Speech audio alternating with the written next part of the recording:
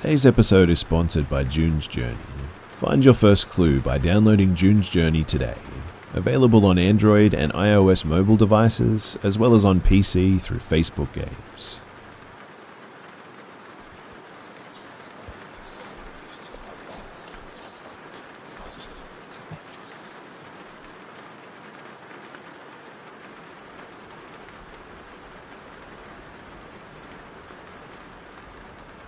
I've been an avid camper most of my life, and more that I actually lived in the Wyoming wilderness for almost 2 years as a child, in a house on a nature preserve. It was a place where electricity was only available by generator, and we had to boil water that me and my siblings carried up from the creek.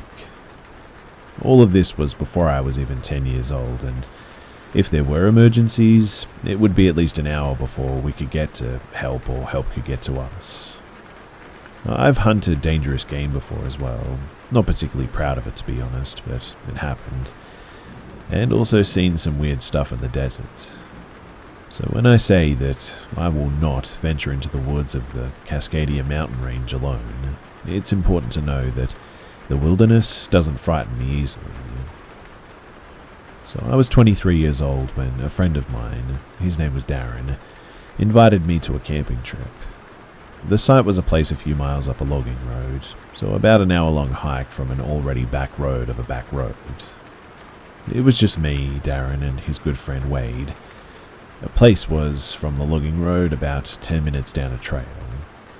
The moment that we got to the site, I was excited. The small lake was beautiful, barely touched by people over the years. It also comforted me somewhat when we got there to see that within the last month, at least somebody else had camped out there, extra wood by the fire pit. We ate a bunch of chili and hot dogs, but around dusk the guys went off into the woods and they came back with a sealed bucket that they had buried the year before, and we opened it to get some of the MREs that we had stowed in their cache there. It was all in all looking to be one of the better camping trips that I've had in my adult life. That night, though, was a bit different. For the first time in my life, I felt, an uneasiness sleeping in my tent. I couldn't quite place it, but chalked it up to just not being used to camping without my dad. Darren bought his .38, special for protection from predators, but he was the only one armed. Anyway, the next day it rained, as it does in the PNW, and we tried to wait it out, but eventually called it quits, packed up, and we just went home. But fast forward to the next year, me and Darren get the itch to go camping again, and I wanted to give that site another shot. In fact, I spent a great deal of effort convincing a bunch of my friends to tag along. In the end, it wound up being 6 of us and a big white German shepherd. Me, Darren, Wade, James, Charles, and Rita, James's girlfriend, and Moogie, the dog. Knowing about the uneasiness felt the last time, though, I brought my 12 gauge this time. James wanted to get some unregulated target practice in as well, shooting stuff that they don't allow at official gun ranges, like full cans and gallon jugs and stuff. We also brought a quad with us this time so that we could haul a bunch of extra water, booze, and other supplies to make our weekend more comfortable. The first day, though, as we're setting up, we hear a loudspeaker playing some music over by the south end of the lake, which was basically right next to the logging road, and this could be seen from the road, unlike the year prior. So, deciding that we're just being, Americans, me and James sauntered down to meet the source of the noise pollution. Now, I have to commend the coolness of the cop that was just having a fishing trip, when 2 large, armed men, me with the 12 gauge, James with his .308, emerged from the tree line. We introduced ourselves though, mentioned the others but not exactly where we were camping, just that it was nearby. And that was when stuff got creepy. It could have just been cops doing cop stuff, but this guy really wanted to know exactly where we were going to be. Then he mentioned his favorite spots nearby, and really wanted us to try these other 2 spots more miles down the logging road. At that point, it was almost like, he was suggesting that that was the only spot where we wouldn't be in trouble. Darren showed up finally though, told us that he spoke to the landowners several years ago and they were fine with us being there. And the cop was mad. but we lied and said that we'd check out the site that he was pushing. None of us trusted the guy when we left, so we decided not to in the end. It was, I don't know, like a horror movie setup almost. The whole shady cop tells us to go to the spot where his hillbilly friends are going to kidnap us kind of vibe. So we move on though, pretty early in the day, so we set up our stuff, get a fire going. We float around in our giant 4-person inflatable chairboat thing. The biggest highlight of the day was Charles cut down an entire dead tree with nothing but a small axe, like the midway point between a hatchet and a fireman's axe, I guess, but it was an impressive feat of stamina and strength.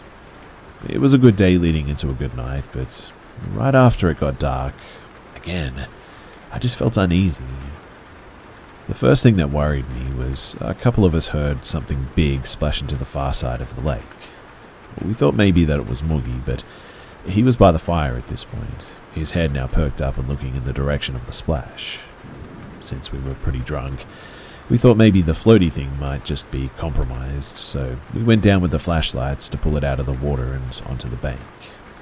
And then we heard the owl.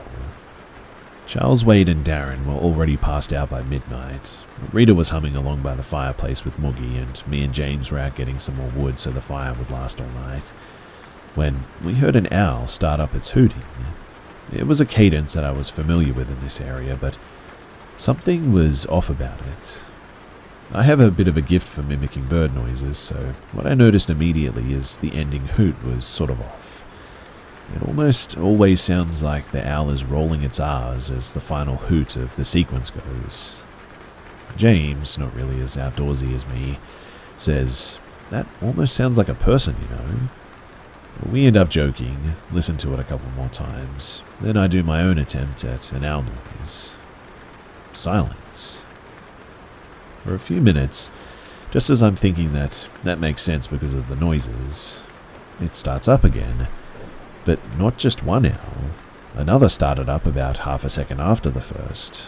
The new owl sounding more like an actual owl than the first one that seemed to have started up again. And after the first hoot from the real owl, the fake one stopped short. James jokes again and says, "Did that owl just tell the other owl to shut up?" I decided to shout, "Better listen to your wife, dude." Immediately after I shout, we both hear a loud crashing though, almost identical to the sound of the tree falling that Charles did earlier that day. And at this, Moogie starts to go absolutely berserk, barking and growling. He had a stink gland issue at this point still, so he was releasing that nastiness as well, and he was threatened, and luckily Rita was there to keep him from bolting. Big as he was, if he really wanted to move, she wouldn't have been able to do much, but I'm absolutely in fear at this point. I will reiterate too that I have hunted mountain lions and bears in my life, and at no point during those hunts was I as shaken and genuinely afraid as this. I was paralyzed for like an entire minute. I shout across the lake, "Whoever that is, you better get lost because we have plenty of guns." Then, silence again. Luckily too, for the rest of the night. I didn't fall asleep until Darren woke up, basically at sunrise, so I missed breakfast and a morning dunk in the lake. The others all did before I got up, needing to go to the toilet real bad. James had already explained the noises to the others by the time that we were all ready for our different adventures. Darren, Wade and Rita just wanted to listen to the radio and chill. Moogie had run off just after lunch, and we decided to go look for him while also investigating the area of the noises last night. But almost immediately, when we get to the other side of the lake, the hair stands up on the back of my neck.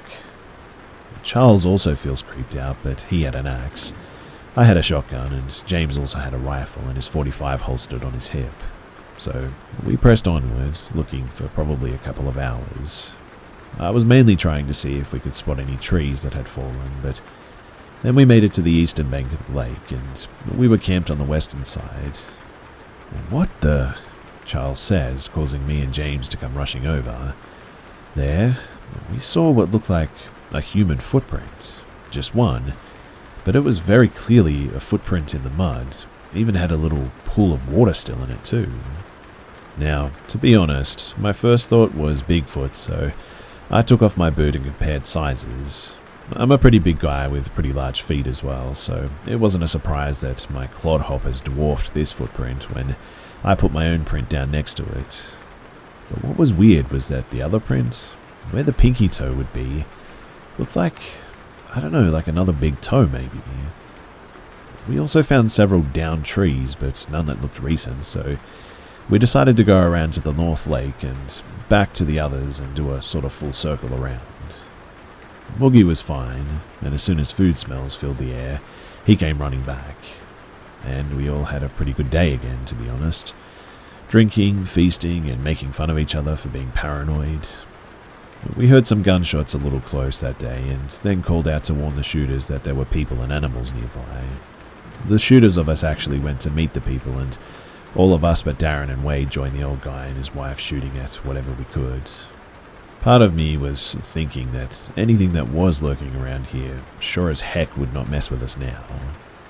But boy, was I completely wrong about that. So, a brief mention about Charles. Ever since we were kids, Charles has had vivid night terrors. Most of the time, it's just funny, but some of the time it's actually a bit scary. He'd full-on sleepwalk as well and have conversations with you even while still asleep, but anyway, we had all gone to bed and I was one of the first due to getting like 4 hours sleep and being quite rum drunk at this point. "Hey, who's that? Captain, stay in your tent." Charles, who was sleeping on a tarp by the fire instead of in a tent, said, or I should say shouted at this point. I shot up, grabbed the shotgun and turned on my flashlight. "What's wrong?" I shout. Adrenaline filled my entire existence. I can feel my heartbeat pounding in my ears. "Come closer to the fire. No, don't crouch down. Use your words."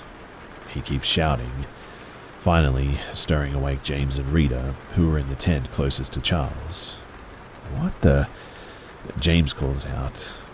Moogie starts growling and apparently let off the stink gland again in their tent because him and Rita are like, "Oh, Moog, gross," but then I hear, "There's somebody sneaking up on Captain's tent. Get out here." I start to unzip my tent. "Not you, Captain. Stay in there. He's right next to you." Now, everybody else to this day denies hearing this, but I swear that I heard something whisper "Captain" before hearing a twig crunch right outside of my tent. James makes it out of his tent, and seconds later, I hear him laughing. It's just the water stump. Charles is having a night terror. But then, Charles claimed that he wasn't dreaming. When I got out and I shined the light on the stump, he agreed that that had to be it. We put one of those big sort of jugs of water on the top of a stump, and it could easily be mistaken for a white shirt standing in the dark. Satisfied, too, that there wasn't actually anything there. Despite my protests, we all went back to bed.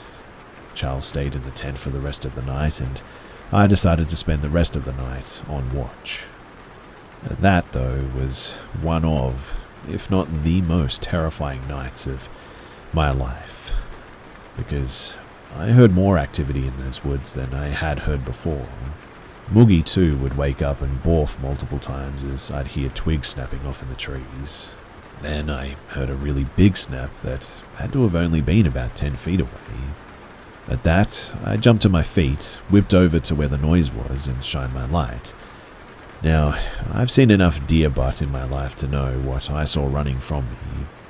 What was not normal of the deer, however, is that they don't stand up and run off on their two legs like that.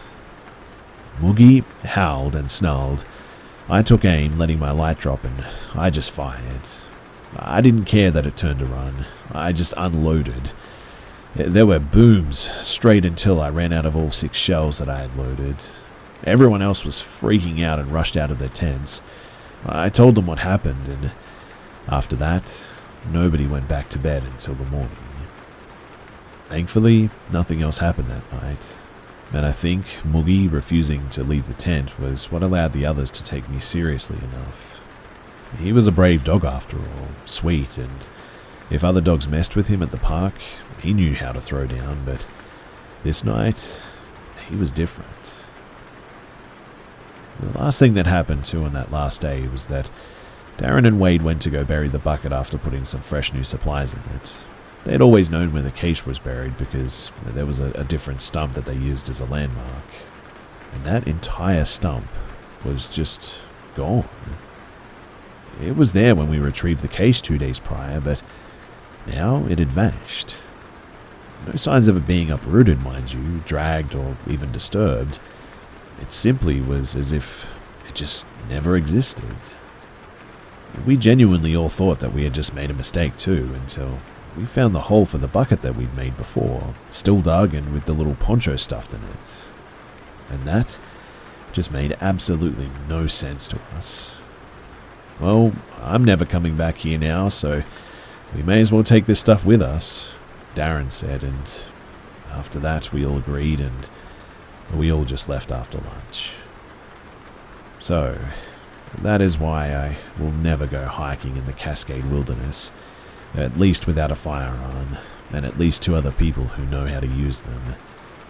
I don't know what all that was about that night when we were camping at that place, but whatever it was, I'll never forget it.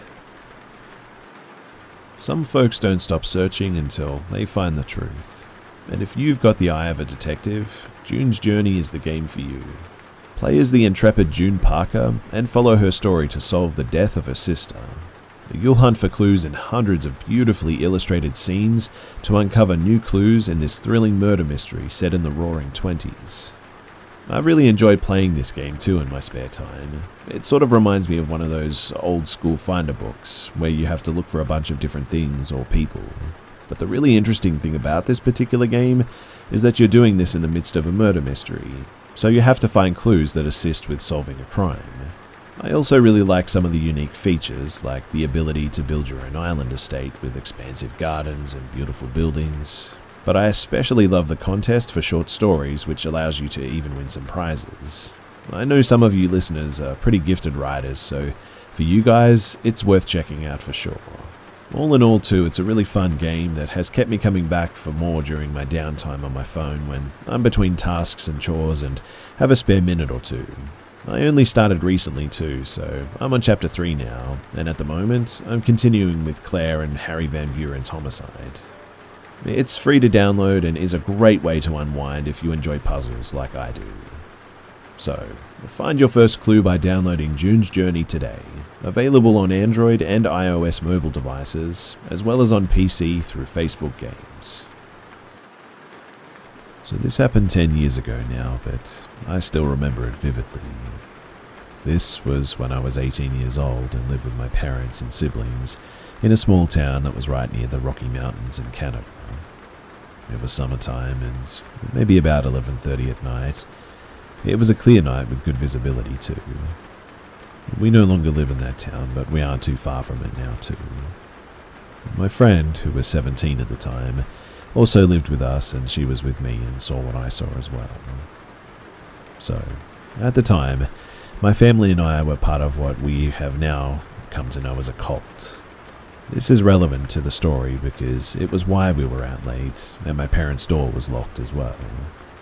Me and my friend were told that we had to live with the leaders of the cult at this time. It's irrelevant to go into why for this story, but the cult leader's house was across the back alleyway and a few houses down from the parents' house. We didn't want to live with them, so we would spend as much time as possible at my parents' house and leave very late at night to go to the cult leader's house.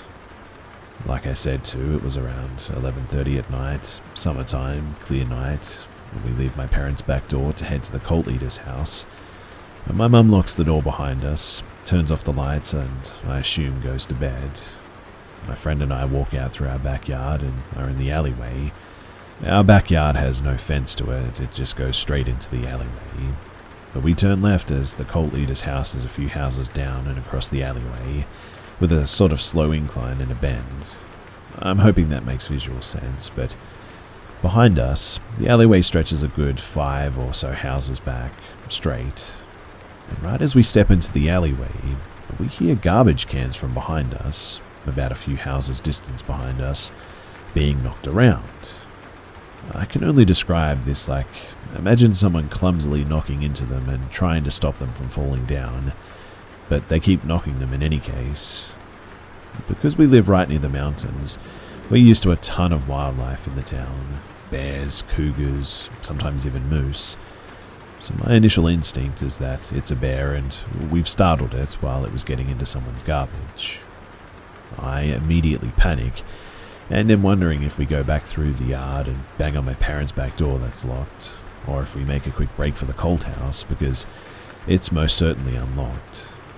I'm making these calculations very split second because it's all happening so quickly. My friend starts saying my name over and over and grabbing my arm. She's looking back towards the garbage cans while I'm trying to plan what to do.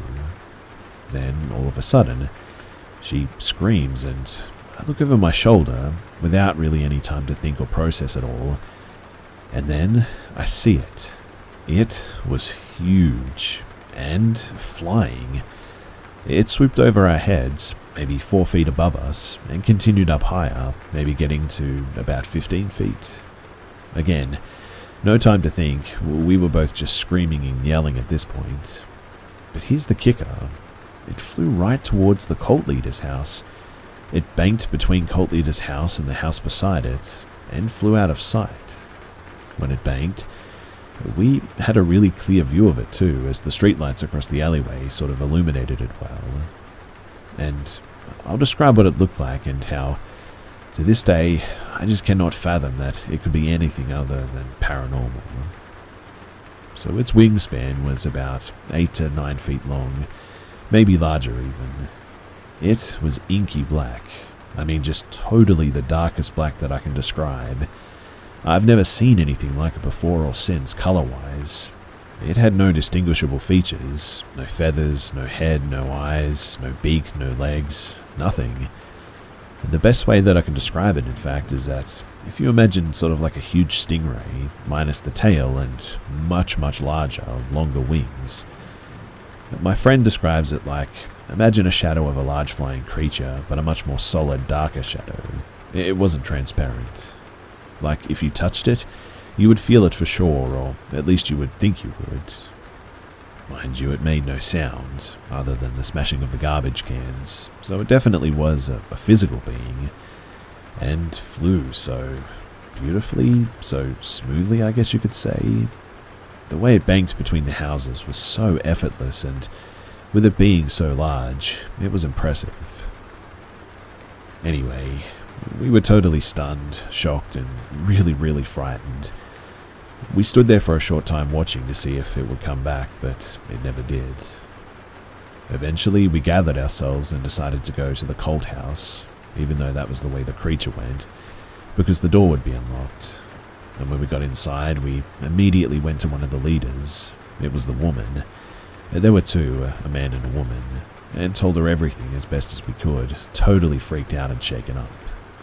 And when we were finished, she paused and looked at us for a while with a strange look on her face, and simply said, and I remember this verbatim, "Where there is great light, there will be great darkness."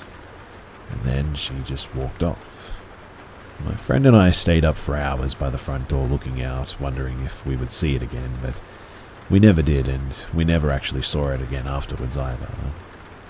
I have, since that experience, attempted to Google on quite a few occasions, and really haven't found anything even remotely similar to what we saw that night.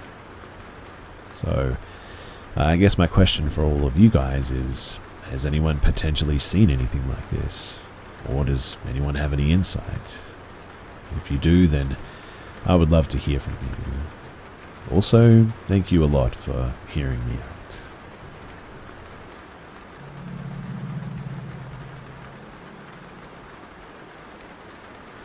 So this happened to me as a teen.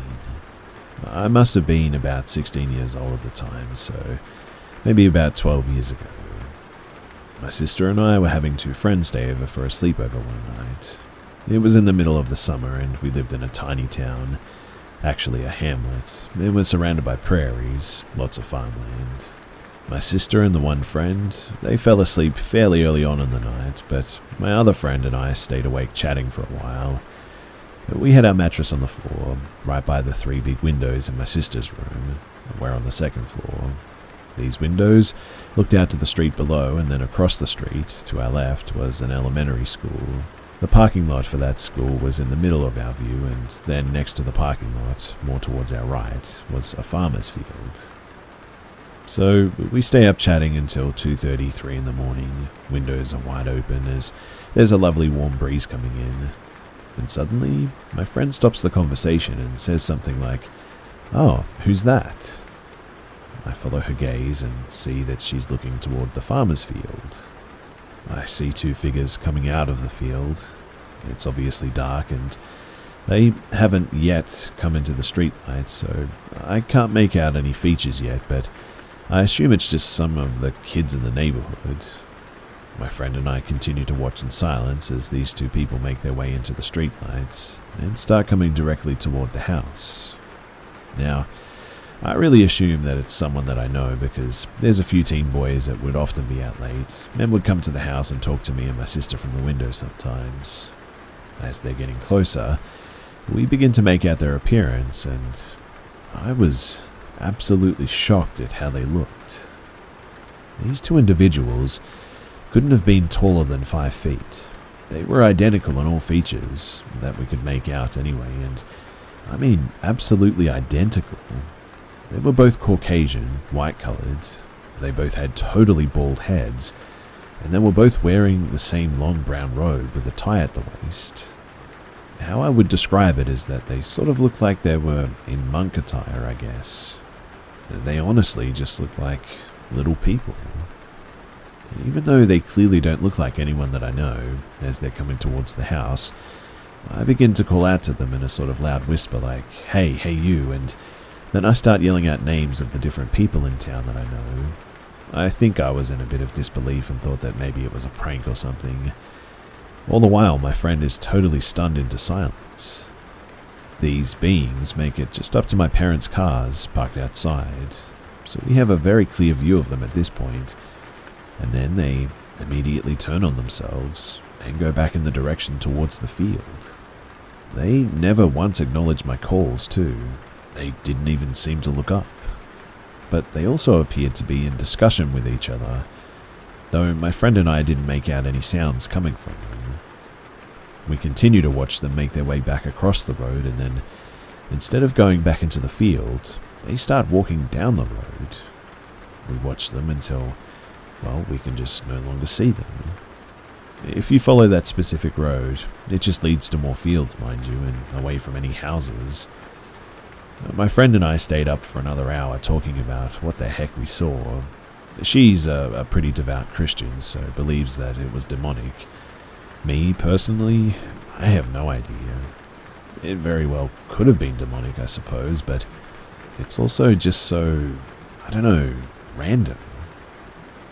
The next day we told everyone, and they all seemed kind of freaked out by it, even my parents. And I just have so many questions.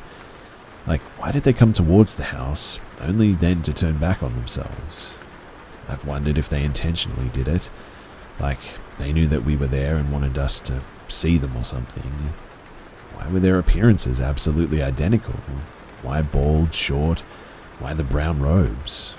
Also, what's up with them being out at like 3 a.m. in a field? I have Googled and I haven't been able to find much. I did find an obscure YouTube video of a lady saying that she was visited by 7 beings that sound exactly like what my friend and I saw, but I haven't found anything else. This lady said that they're interdimensional beings that know the future, apparently.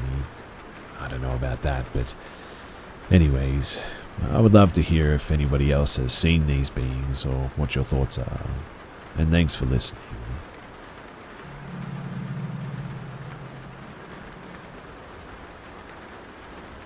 So, some other people have asked me to share more of my experiences regarding the time that I spent in the cult, paranormal encounters that started happening in the home, and when we moved to the same town as the leaders, even more started to happen too. To recap, I've shared some experiences already. The first was when my friend and I saw 2 small beings coming out of a field at 3 a.m. in long brown robes with bald heads, identical to each other. The second experience was when another friend and fellow cult member and I saw a large, blacker than black being fly over our heads. It was formless and about 8 to 9 feet across, and when I say formless, I mean it had no distinguishable features, no head or eyes or arms or legs or anything. This happened in the alleyway between our house and the cult leader's house too. So, another experience that I had was a little different to those. During our time in the cult, the leaders decided that I should move in with them. I think I mentioned this in a previous story too. They had 5 teenage girls living there at the time. I was one of them. One evening I was doing my homework on the kitchen table with the same friend who saw that flying black creature with me, when suddenly, out of nowhere, my back started stinging. And I mean really burning sort of stinging. I was irritated by it and was trying to reach around to feel what was going on. Finally, after a minute or so, I asked my friend to have a look as it was really starting to bug me. I roll up my shirt and she stares at my back in confusion. I ask her what she sees and she tells me that I have 3 long scratches down my back. They look like cat scratches, but much too big to be a cat scratch. The scratches were spaced apart too wide to be a cat, and they also didn't have a cat anyway. She seemed quite freaked out by it, so I go to the bathroom to view it myself. They're pretty much centered down my back, and also behind my bra strap, and there was just no way that I could reach that. To be honest, I wasn't too worried at the time though. I mean, I just figured that it had somehow happened earlier, and I was only feeling it then for some reason. But then this happened again, a couple of months later approximately. I was playing a computer game at the desk in the room that me and 2 other girls shared, and when I felt that sting or burning sensation again, exactly like before as well. Again, I try to reach around and feel what was going on. I go to the bathroom and lift my shirt. I see 3 scratch marks again, very similar to the ones before, but not quite as long and a little off to the side this time.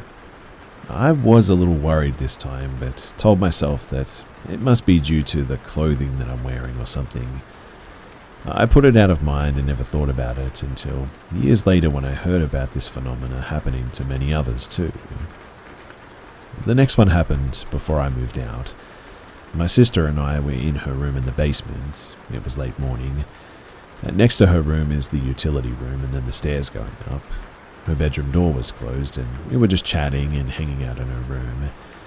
We were about to go upstairs when, out of nowhere, we hear this growl or roar coming from the utility room area. It wasn't like any growl that I can explain because it wasn't like a dog growl or a big cat growl or anything. If I had to describe it though, it had that sort of deep low sound of a large cat, like a lion or a tiger perhaps. And it had a similar volume to a large cat as well, but maybe closer to a bear maybe? It's hard to explain, but when I first heard it, I was so confused and immediately frightened, obviously. My mind was racing, wondering how on earth I was hearing what sounded like a wild animal in the house. We didn't have a dog either, by the way, but then my mind went to, it must be someone walking a large aggressive dog outside, even though it didn't sound like a dog, and the sound is carrying through the walls weirdly or something. I was trying to make sense of it is what I'm saying, but something primal inside kicked off, I think, and because I became filled with dread, the growling got louder and it sounded like it was making its way towards her door. I looked to my sister with panic and see that she is frozen on the spot. Her face was filled with fear and also confusion. I remember actually wanting to escape out of her bedroom window at that point. My sister told me to stop and be quiet, but I couldn't. The growling was getting louder and closer and seemed to be right outside the door now. I couldn't just do nothing as well, so I started screaming for my mum, just calling out to her over and over. The growling immediately stopped when I did that too. I keep my screaming up for a minute or so and then I stop and we listen. There's no growling anymore and it's totally silent. My heart is pounding and I tell my sister that we have to run out. She tries to stop me, but I open the door anyway. I quickly look around and we don't see anything, so I race upstairs with my sister right behind me. We run to my mum and we tell her. Another incident that happened involved a time again when I was in my sister's room. I had decided to sleep in her room that night. We had just gotten into bed and were talking, and almost as soon as our conversation ended, when the room was totally silent, a voice came from the end of the bed and broke that silence. It was a loud whisper, and it said my name as clear as day, just my name, nothing else. I couldn't tell if the voice was male or female, but it was just a very loud whisper. I immediately grabbed my sister and said her name. I was completely freaked out, obviously, and she responded right away and said, "I heard it too." At that, I was terrified. I clung to her, trying to process what we heard and what could be the possible cause, and she said that we mustn't give it attention. I couldn't stay there though, so I got up to get a glass of water and to calm down. I slept on the couch that night too, and I was just completely terrified the entire night. Anyway, I'll have to share more stories another time because this is already getting a bit long, but yeah, those are just some of the experiences that I had there at that cult. I still don't know how to explain many of them, but they are things that just stay with you, I guess.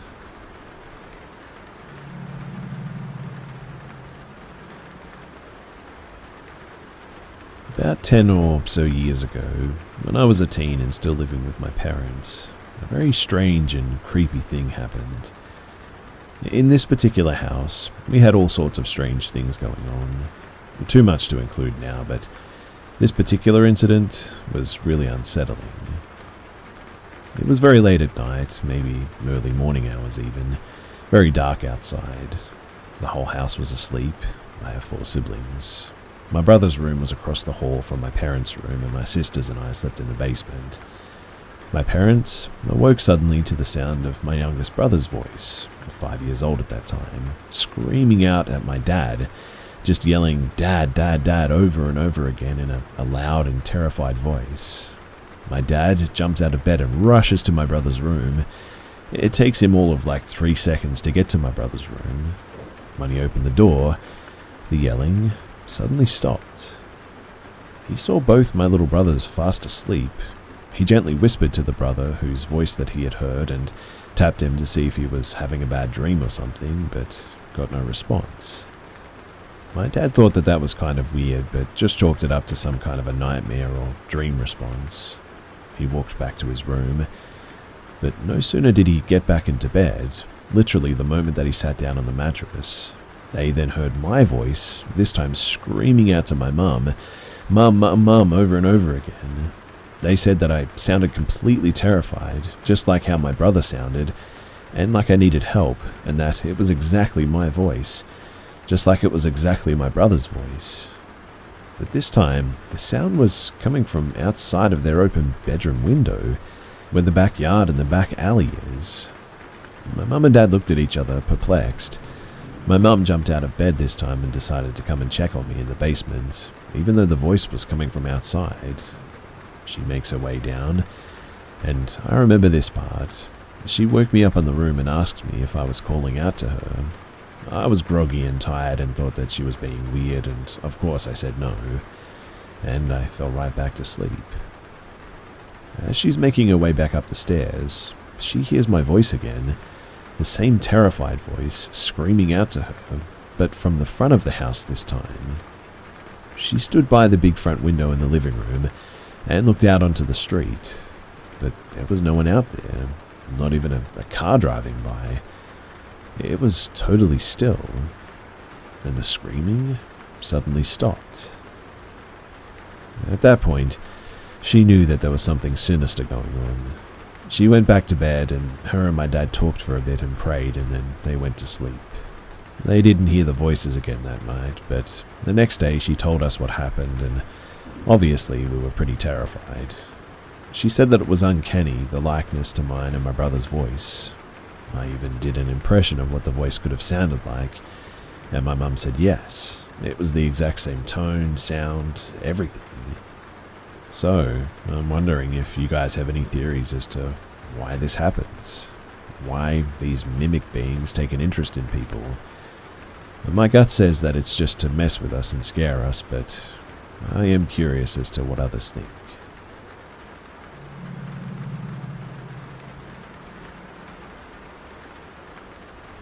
So around 11 years ago, I was a telecoms engineer.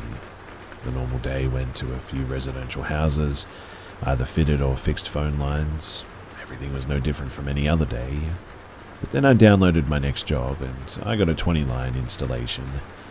Now, this is not the norm for the role that I had, as these tasks usually went to other teams, really. No issues though. I thought that it would be nice to be somewhere for longer than an hour or two, I guess. Better than being here and there and everywhere, I suppose. And I called the contact. It's a contact center who tells me that either the caretaker or manager of the building is aware and will explain what was required when I get there. So I arrive, and it's a really old building, built in the 1920s, I later found out. I make my way in, tester and tool bag, as is the norm, and after speaking with the receptionist, I discover that the building was at one point a nursing home, and after being derelict for a few years, it's now being used as offices for various businesses. As promised, two managers arrived to tell me that they think what I am looking for is in the cellar, as there's a lot of cables down there, and that's all that they really know. So I asked if the caretaker is about, as they usually know these types of things.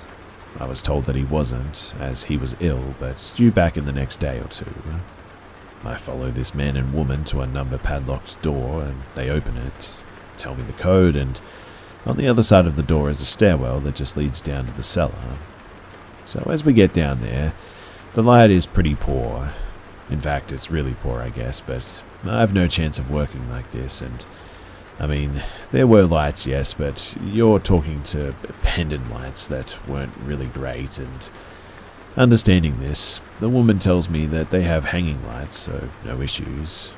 I go back to the van, grab an extension, and head back towards the cellar. So as I'm passing the receptionist, she asked us, "Are you going to be in the cellar on your own?"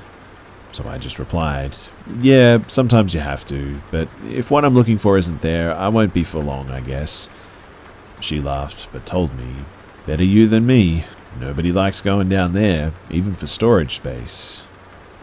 Now, I'll be honest, I just thought people don't like stairs to a dark place. No worries, but not something I'm unfamiliar with, so it just needs to be done.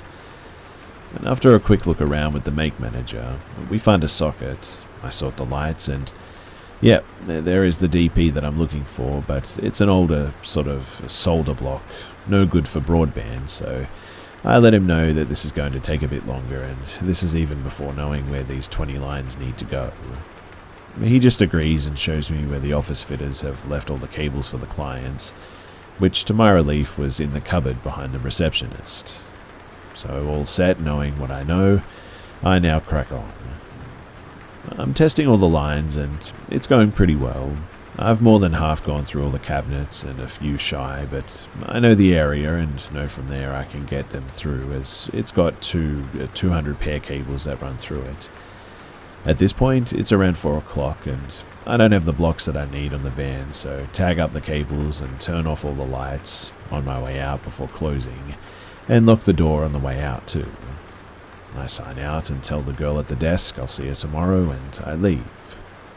On my way home, I call my manager to tell them the script and that I may actually need a hand for half a day or more, as I'm not even sure anything has been done in the exchange yet.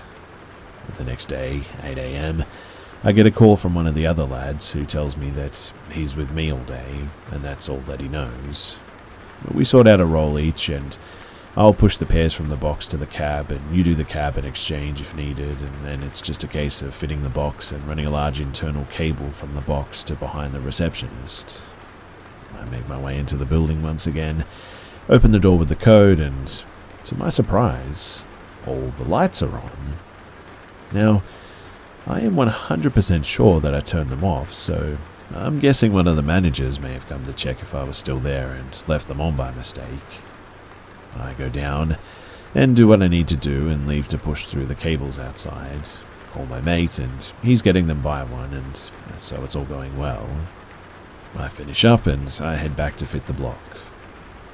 As I grab the blocks, drill and all the bits and etc., set up mark for the pilot holes and just hear, "What are you doing?" After nearly jumping out of my skin, I turn and see this man with grey overalls on. So I say, "I'm just doing what's been asked of me. Are you the caretaker?" He replies that he is, and he says that nobody has been down here for years, and he was surprised that I was there. So I just cracked on, done the drilling, etc. And then as soon as I'd stopped with the drill and it was quieter, this guy just sort of started chatting away, like, "What football team do you support? Do you mind if I watch what you're doing?" I told him no worries and just tried to be polite as I could. He then told me that his name was Gordon and that he'd been working there for over 30 years. A bit confused, recalling that the receptionist had said that I told him that I was under the impression that this place had been empty for a few years, and looking at the cabling, it's been updated for at least 15 to 20 years. He just said that things are always happening here. After about an hour of back and forth while I'm working, I hear a hello from the top of the stairwell. Expecting Gordon to answer, I didn't. Then it came again, so I turned around and Gordon has gone now. I'm thinking that I've been waffling for 10 minutes and he's not even here.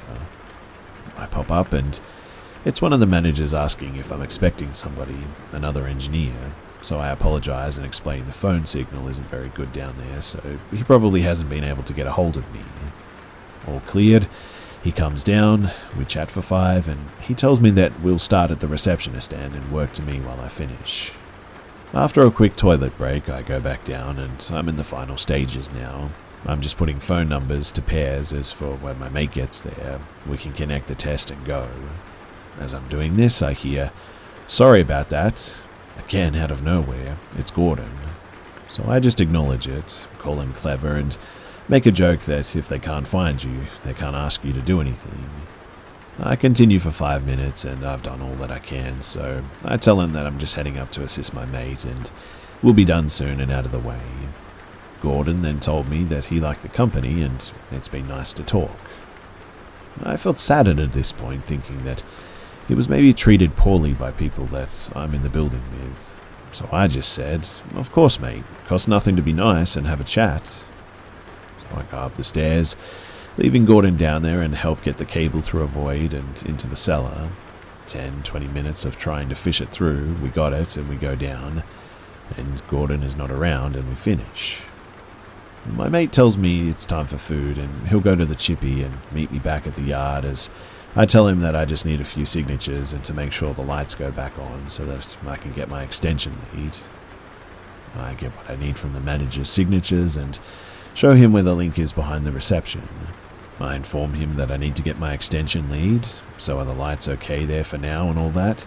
Or does he want me to move them as we go and there's a good light? And he states that they might as well stay for now and he'll get another lead in case anybody else needs to go down there.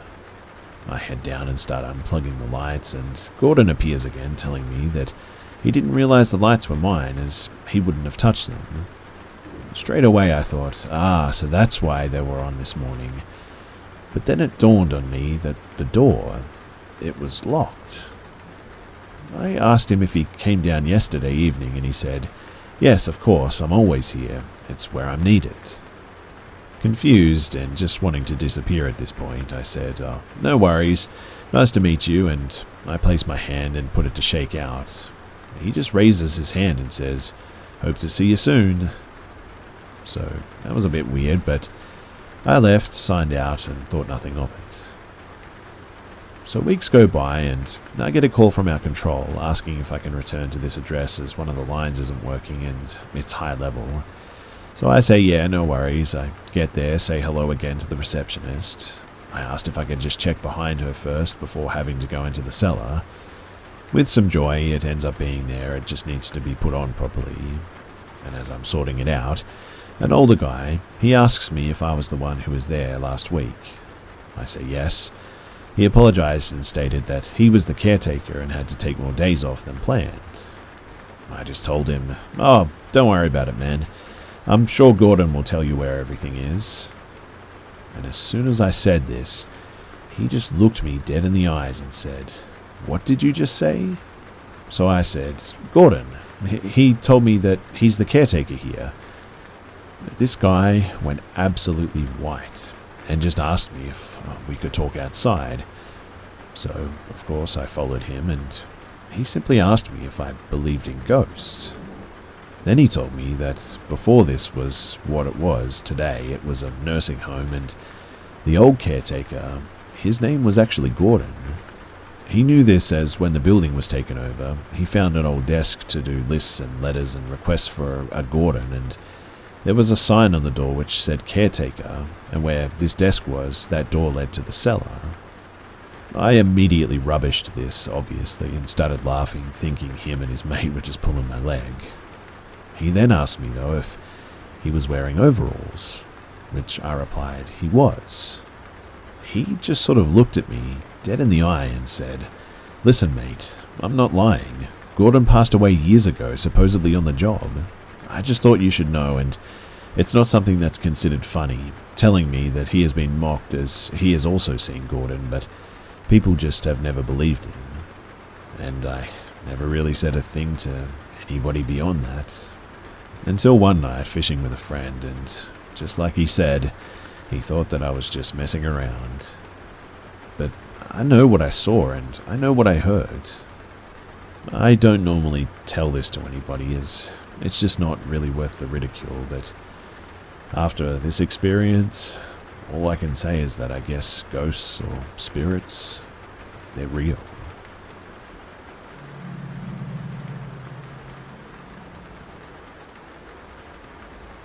On June 3rd, 2016, I had a social event. I was an Instagram influencer, and the event was a golf tournament.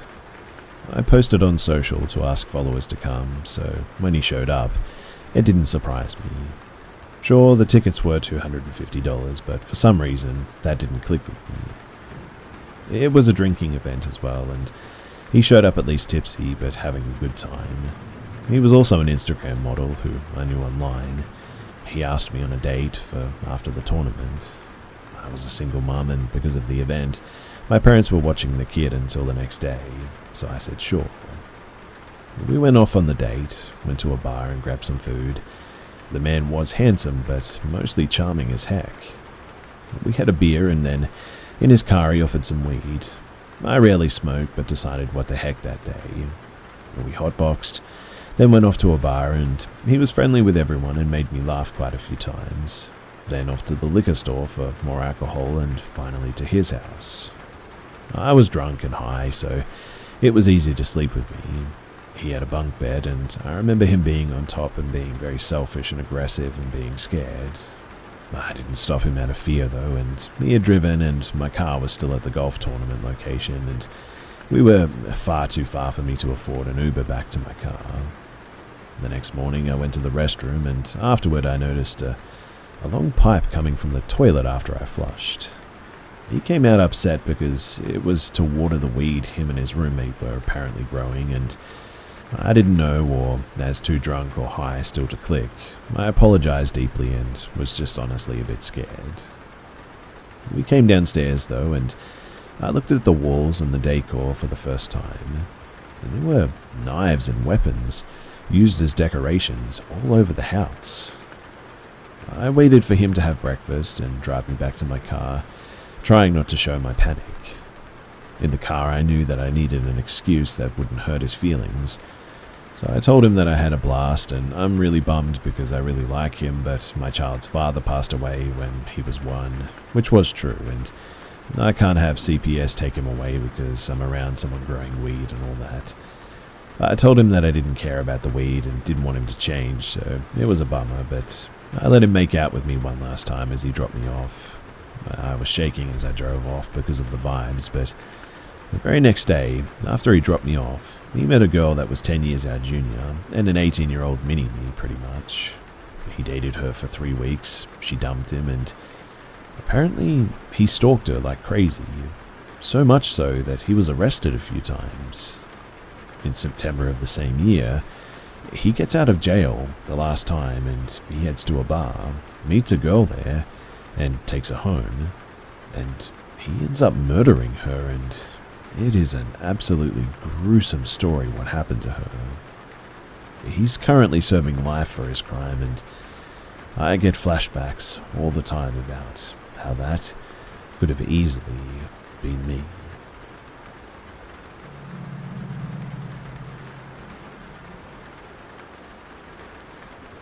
The summer of 2008 was a really rough time to graduate from college.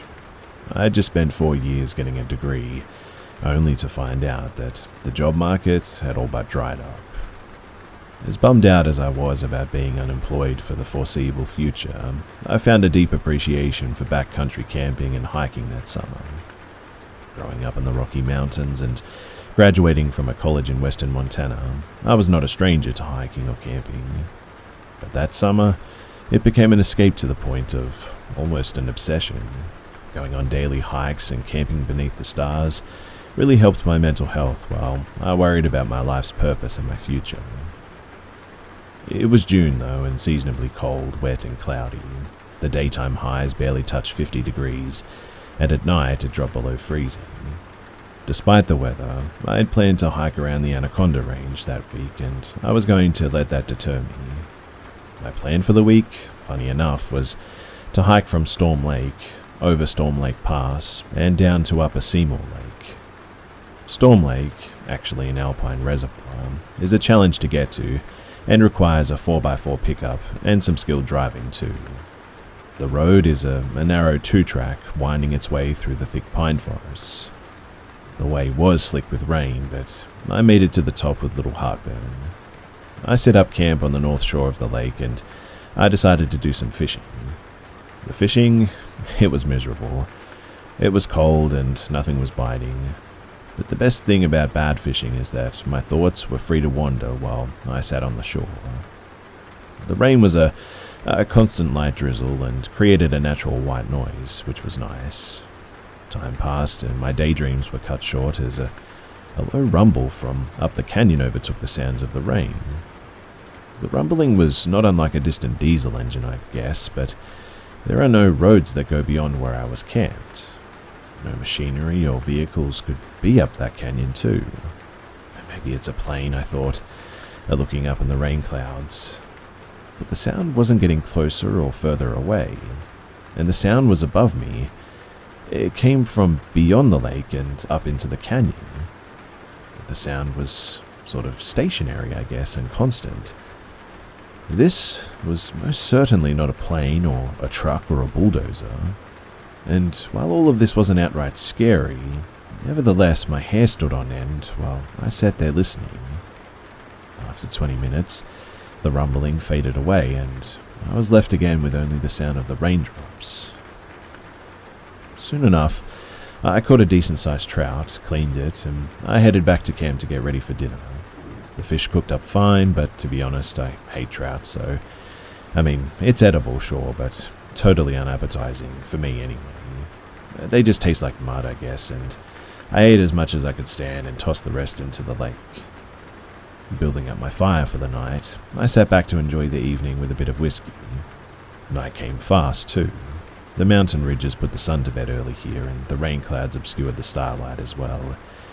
It was dark, in fact, really dark that night.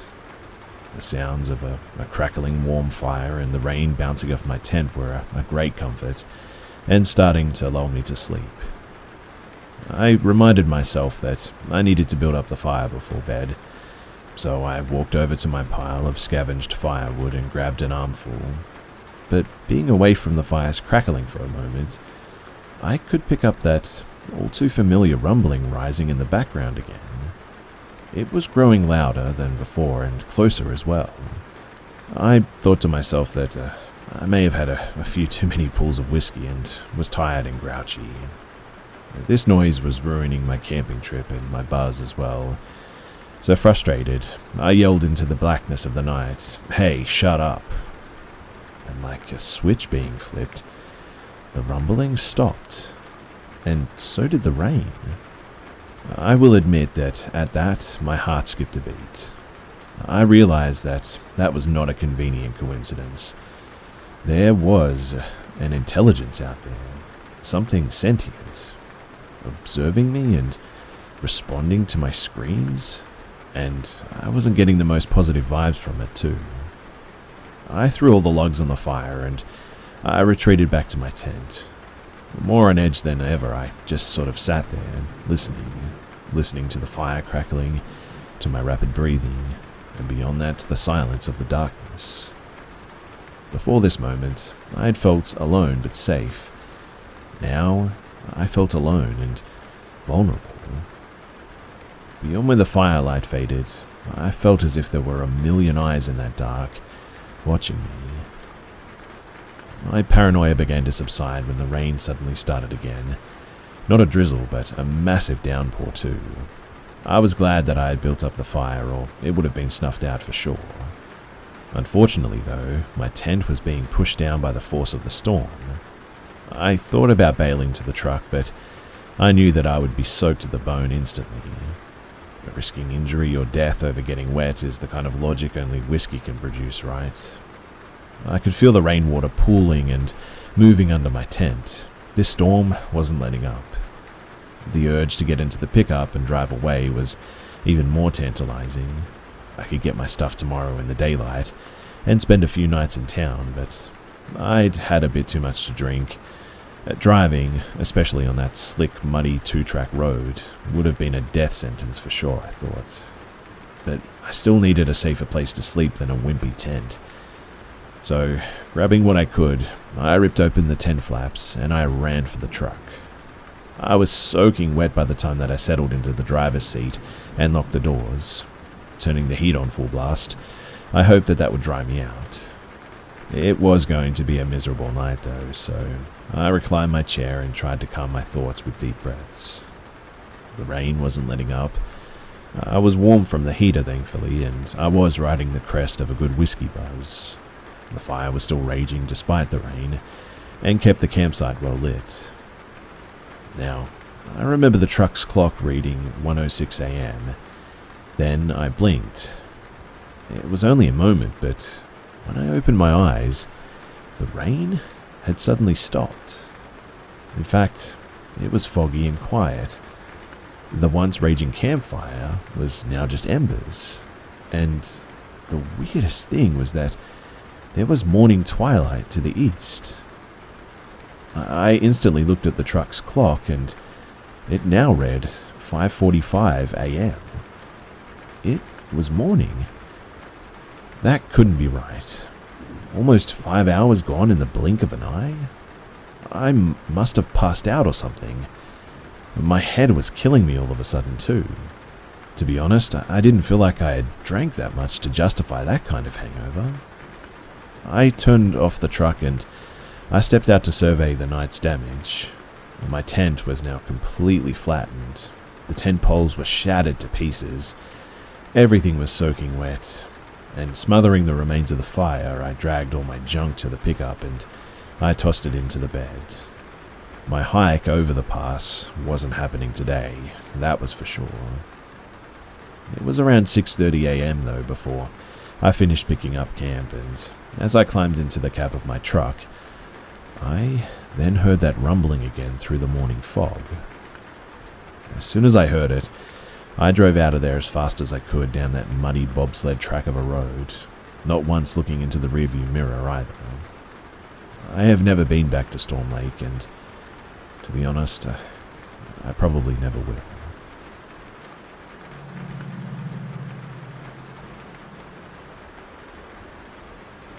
So I was 10 years old, and back then, my friends and I would ride our bikes as far as we could, looking for adventure or to discover something new and exciting. At this time, my community was a mix of new and old, and it was easy to find an old tunnel, the remains of a farmhouse, or decayed paths and trails.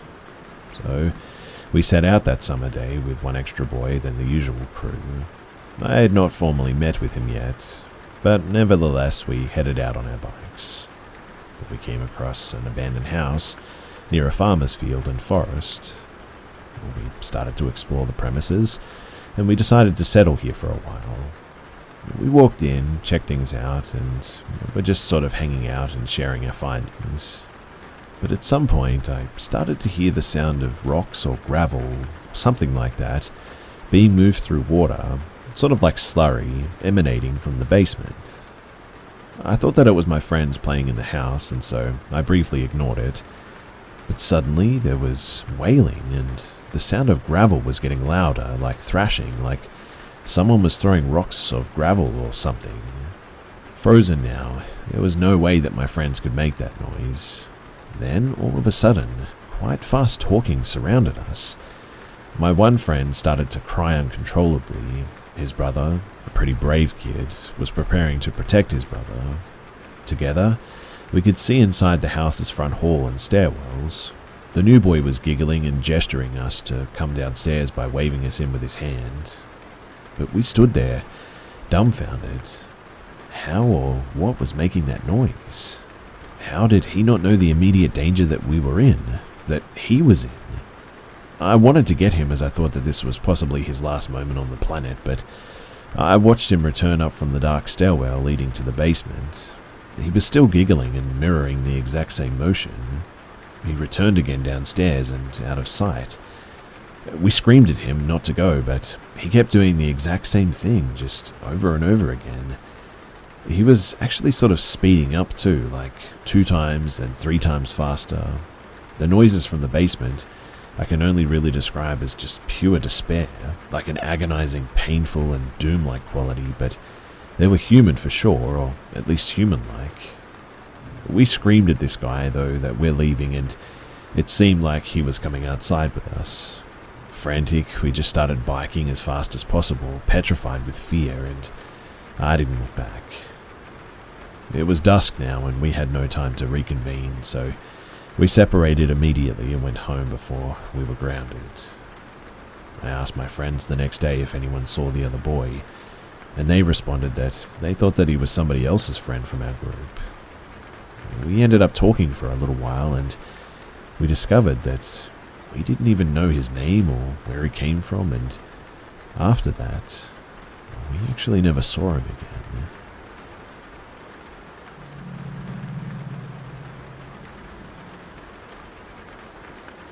So, I'm going to try and sort these events out chronologically. They happened between my 14 and 20 years of age. For context, I'm currently 22. The village in question is called Mojca. It's in Poland. I've also not lived there for like 2 years now, but an important thing that I want to mention is a warm friend of mine that I met here, Jacob. He will be crucial to several situations. So firstly, the forest itself was huge, although typical of forests in Poland, I guess. My friend and I often spent our free time there. The forest had no owner, and we loved exploring it. We built a small bridge by the stream so that we didn't have to go around it or jump over it. A few days after building it, too, when we were returning home from deeper parts of the forest, as if from a tree, a stone flew towards me, which almost hit me in the head. At the time, for a long time afterwards, we joked about it, although it was a pretty dangerous situation to be honest, because the rock was large enough probably to kill me if it hit me. Of course, we ignored it, not thinking too much of it, but it was harvest time, and as I remember, there were bales of hay in the fields at the time, which we loved to jump over. We chose fields that were more submerged in the woods so as not to risk being caught by the farmers. It was already getting dark, more slowly sunset, and on our return we saw a black figure behind a small stream, different from the first place. This forest repeatedly crossed by water. We looked at the figure for a while too, but couldn't quite make out what it was at the time. But we laughed and said that it must have been the figure that threw the stone that time. Thirdly, we saw this figure again, twice on another day, shortly after the previous incident, in the same areas. And fourthly, this is the last part where my friend was with me, and in the deeper parts of the forest we found something like rabbit holes, only bigger.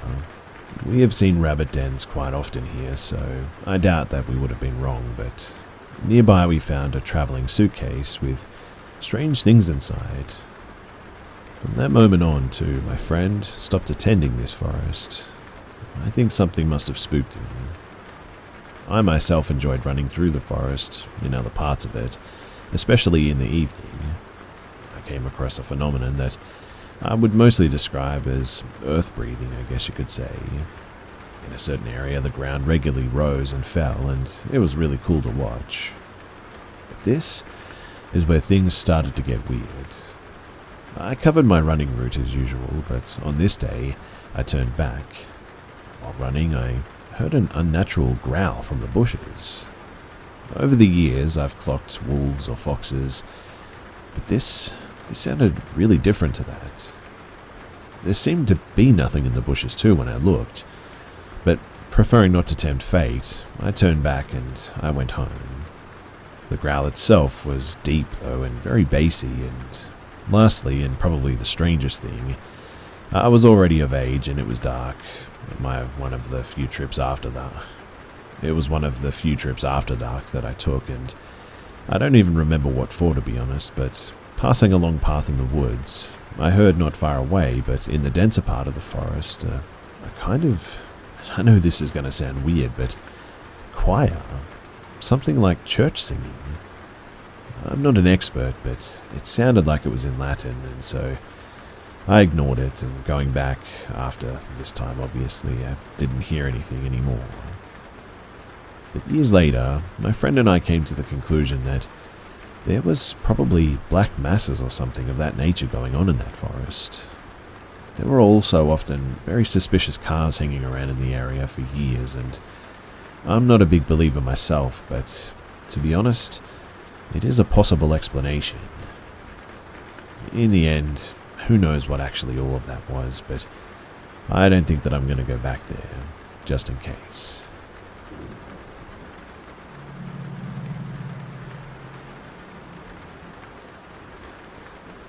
So about 5 years ago, when I was 17, I visited some of my family who lived in South Dakota and worked there for the summer. After about a month, my brother, sister, and her husband decided to do what Americans do best and go shoot guns in the woods.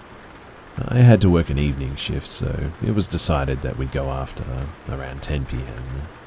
Once my shift ended, we went to their house to pack up the truck with some snacks, guns, and ammo. The drive took around 45 minutes, and it took us up a dirt road surrounded by trees and tall grass. Eventually, it opened up into a clearing that was pretty open and flat. The nearest tree line was about 100 feet away. It was pretty dark, but the clearing was lit up by the truck's headlights. For some reason, too, I kind of felt a bit uneasy, but I chalked that up to just being in the woods at night. For the first 20 minutes, nothing really happened, too. We were just setting up plastic bottles and those plastic gallon buckets that you get water out of at an office. But there was a feeling of being watched that we all felt, and the area suddenly just reeked of spoiled eggs. Those of you who have shotguns know what that smells like, but even since going to the military, no amount of guns, explosions have ever smelt this bad. We looked around to see if we could see the source of what it was, and what I saw, I can still vividly remember to this day. It was a thin humanoid figure crouching down, just looking at us. Even while crouching down, it was still above 6 feet in height, and when I say that this figure was thin, I mean skin and bones barely do it justice. The even weirder thing about this was, though, is that we all saw the figure in different spots in the tree line, but we all described the same features. Tall, thin, had long dark hair. Whatever the case, we quickly packed up what we could and we just left. And the feeling of dread that we felt that day will forever haunt me. Since then, my brother mentioned the area might have been in native territory, but I don't know if that's true or not. Every once in a while I think back on that day and I look up different stories and encounters people have in those woods, but nothing ever quite resembles what I saw that day.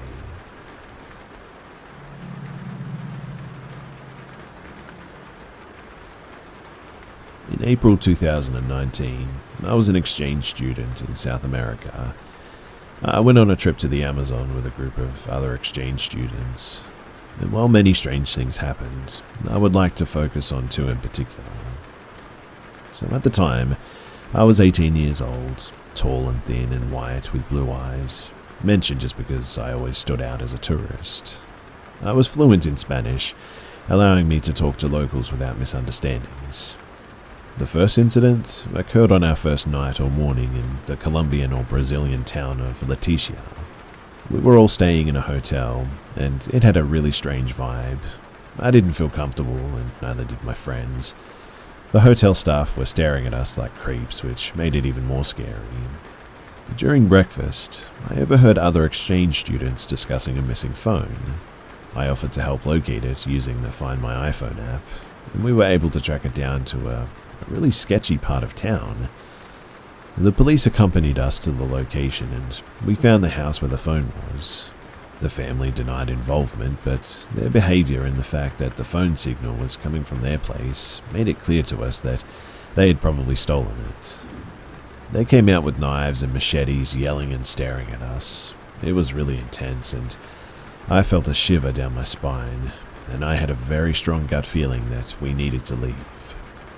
We told the police to back off and not to do anything about the phone because we were worried about our safety, and the phone just wasn't worth it. When we came back to the hotel, the police wanted to see if there were any cameras pointed at the door of the room from the outside of it. When we came back to the hotel, the police wanted to see if there were any cameras pointed at the door of the room from the outside or the inside. The scary part is that they had cameras from the inside and outside, only these two cameras were mysteriously turned off for 2 hours that night. I also know about another incident and found out that the cameras were turned off by someone from the hotel staff. I really don't feel too comfortable sharing that, as it involved one of my friends. It was very serious and some legal actions were taken too. But one of our other stops was in a small village in Peru's part of the Amazon. I don't remember the town's name, but it had around 150 people, and the village was built on pillars above the water as the river Amazon was overflowing or something. After we arrived and settled in at the local hotel, we were taken to a stage where we were introduced to the region's indigenous dances, songs, and culture. After the performance, the group returned to the hotel, but I decided to stay back and talk to some of the locals. I wanted to see an anaconda. Very dumb and touristy, I know, but someone had told me that this was a good time to see them hunt. I started talking to a local guy, and he claimed that he couldn't show me where to see a live anaconda, but offered to show me a picture of one that he had taken a few days ago on his phone. Now, despite what my parents always taught me about going to strangers' houses, I foolishly decided to follow him to this remote, isolated home deeper in the jungle. As we walked, I couldn't shake off the feeling of unease and danger, though, lurking around every corner. When we arrived, he instructed me to wait in the living room while he searched for his phone, but as I stood alone in the dimly lit room, my gut told me that something was wrong. I couldn't shake off the feeling that I was in grave danger all of a sudden. After what felt like an eternity, he returned and said that he couldn't find his phone. He asked me to come back the next day, but I knew that I had to get out of there as soon as I could. I thanked him and left, but my heart was pounding with fear and adrenaline. When I returned to the hotel and told my friends what had happened, they were horrified. They couldn't believe that I put myself in such a dangerous situation. I couldn't shake off the feeling that something terrible could have happened if I had stayed any longer. Looking back, I realized that the encounter was bizarre, even if he was truly just a kind person, but I just cannot shake off that feeling that something was about to happen to me. It scares me to think about how gullible I was back then. Even though I consider myself rational and sometimes even paranoid, I didn't listen to my instincts that day. And I genuinely think that I put myself in a lot of danger.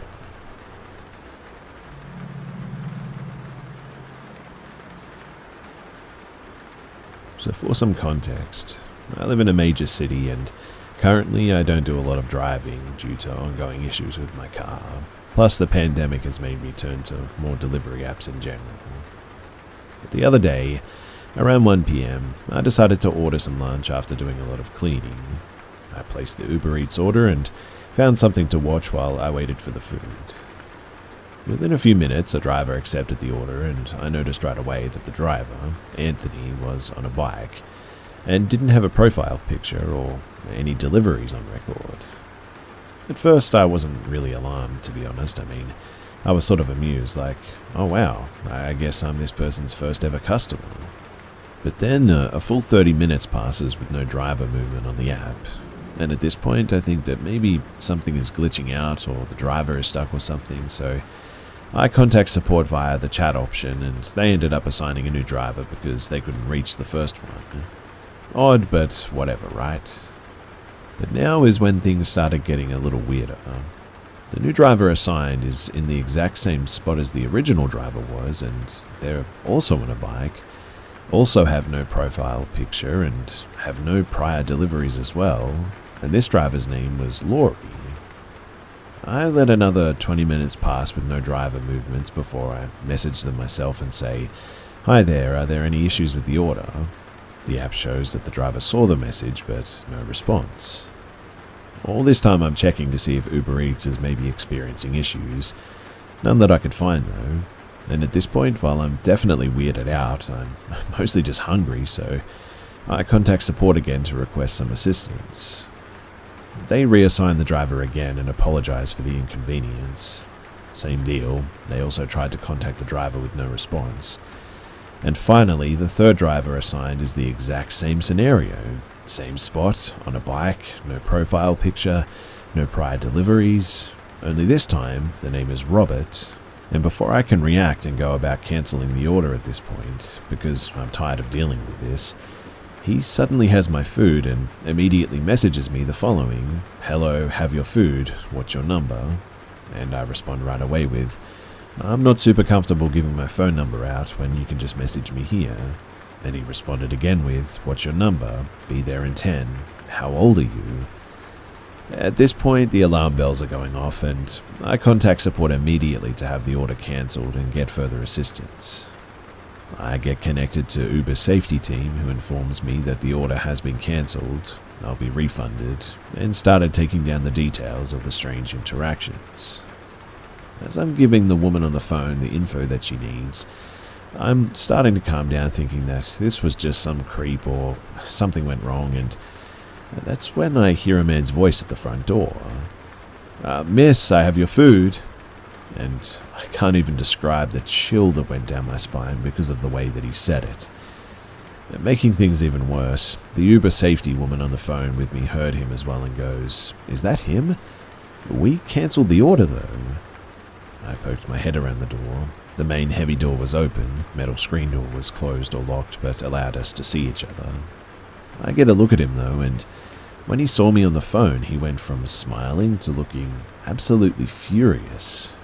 He suddenly got right up against the door and kept asking who I was on the phone with, and at this point, I've started asking him to please leave because he's making me uncomfortable and he's getting more and more angry. And at this point, starts pounding on my door and grabbing the doorknob while shouting to be let in. The woman on the phone is asking if I'm okay. The man is still shouting, so basically I'm in full meltdown mode at this point and hurriedly close the heavy door to lock it. The man is becoming borderline belligerent as he kicks my door, and the woman tells me to call the police. He ended up walking away from my house about a minute after that, and back up to the sidewalk. And for a moment, I thought that he messed up, so I finished my conversation with the Uber safety woman so she could submit the report. Once she submitted it, I called the police and told them what happened. They weren't incredibly helpful at first since he didn't actually break in or put his hands on me, and they told me that if he came back to call again and they would send an officer out. And I did end up having to call them again and give a full report, plus description of the man since he didn't end up leaving right away.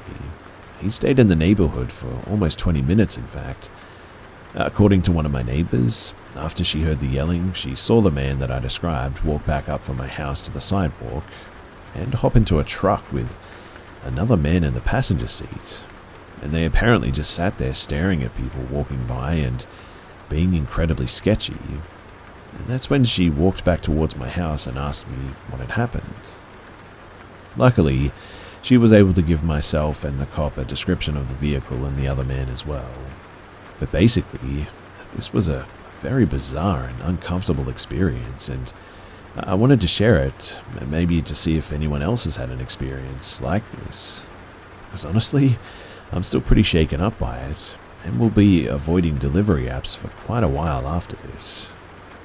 It was a really strange experience, and I have a feeling that there was more to it than just Uber Eats.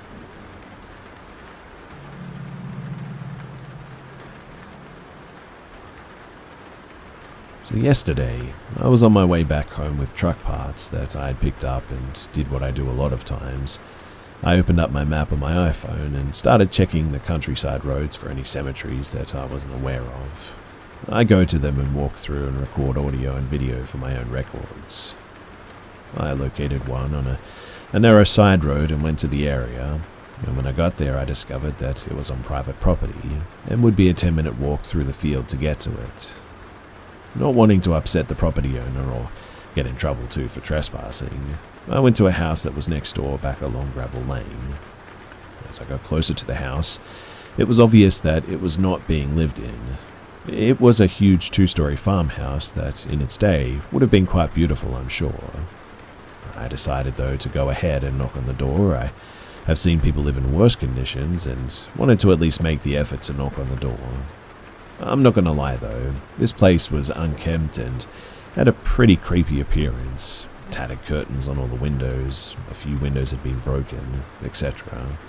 Nevertheless, I opened the screen door and I knocked on the door. It swung open when I knocked, exposing that the house had appeared to have been quickly moved out of some years ago. Full of furniture, clothing laying on the floor. The kitchen was visible down the hall from the front door and you could see the table was still there. And at this, I decided to step into the threshold of the doorway and started recording with my iPhone. I yelled out hello several times, knowing that there would be no one living there, but still trying to make the effort. Due diligence and all that. Within about 45 seconds of stepping in, I was hit full-on front of my body with an air so cold that it was honestly like stepping outside in the winter night with just shorts on. It was extremely cold. Now, the outside temperature was about 60 degrees and had been very warm for several days. The house was not cold when I stepped in, mind you, but this cold air that hit me started to slowly move up my lower legs. Now, as this took place, my lower left leg, just above the ankle, began to feel as if I was being ate up by fire ants, but there were no ants anywhere. So I asked out loud, "If you're doing that to me, please stop because it hurts." And after asking several times and explaining that I was not there to do anything to the house or the property within it, the burning stopped. But that very cold air remained. I made my intentions very clear and never moved further into the house. I asked the usual questions and panned to my left and to my right, capturing each room off to my sides and the staircase that was directly in front of me. And just as I stated that I was going to leave and would maybe come back someday, I observed with the naked eye a misty apparition cross in front of me from right to left. It was also captured on my iPhone. I was by myself, I wasn't smoking, there was no fog or mist outside to somehow come into the house and move through the rooms. The house sits about 900 feet from the roadway and the door does not face the road, so it's not like a reflection from a car or anything, and there are no other houses close by anywhere. The feeling that accompanied this, though, was nothing but dark and ominous, and definitely did not feel friendly or welcoming. I have been to many cemeteries and other places over the years, and I've never witnessed anything like this. I am a somewhat skeptical person, I like to think at least, and always try to debunk anything that I get. But this one has me absolutely speechless. I will definitely be locating the owner, and I'll attempt to get permission for an investigation at some point, because I am sure that there is something there.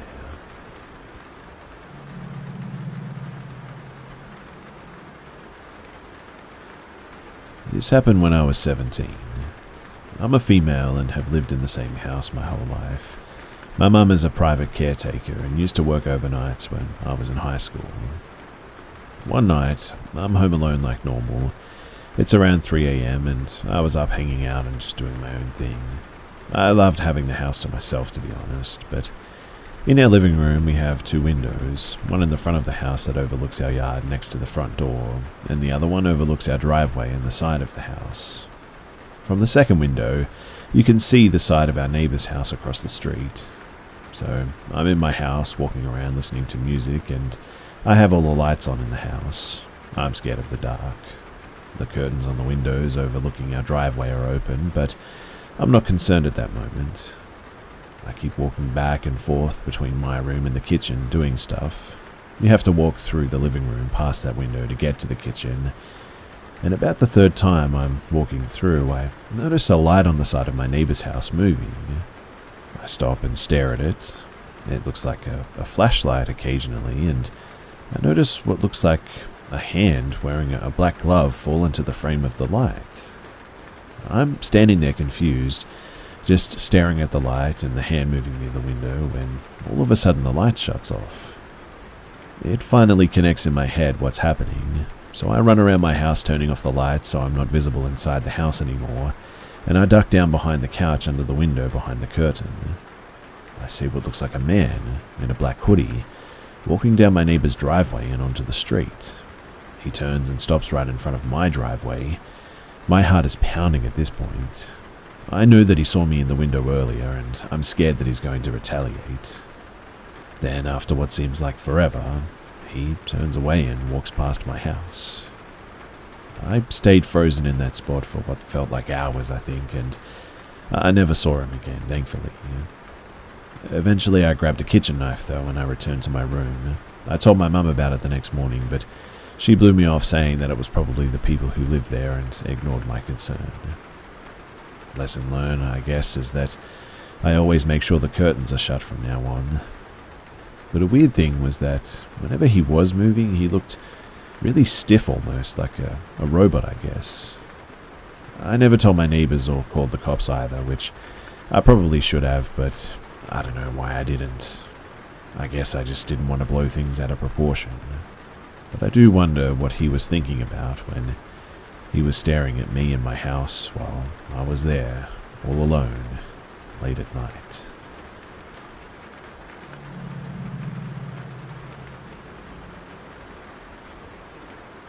As with many, I've always been into the paranormal, but never really believed in any of it, I guess. I have sought out ways of experiencing paranormal things, but any time that I've had something, I have had a way of dismissing it, and could always just chalk it up to maybe a weird occurrence. But about a year ago, I switched roles in the museum that I work at. I've been here for 5 years now, and some weird things have happened in the past, but again, you could rule most of it out as just coincidences. But when I moved into the collections department, we're the people who take care of the objects and the artifacts in the museum's possession and on loans, things got weird. Really weird, really quickly. Everyone talks about the museums being haunted, and it's understandable. I mean, we house and care for lots of really old, sometimes even creepy objects, and many of them have storied pasts, and our collection is roughly 200,000 pieces. We have some doozies too. But to make it short, I've been seeing shadows, hearing my name, and having lights turn off and on and when I'm alone. Our storage is split into 3 areas. The upstairs mezzanine is home to our toy and puppet collections. Downstairs is 3 connected areas split into 2 rooms, textiles by itself and American materials and ethnographic or world objects in the main area. And the 3rd area is in a separate part of the museum, split into 2, and houses larger objects along with natural sciences.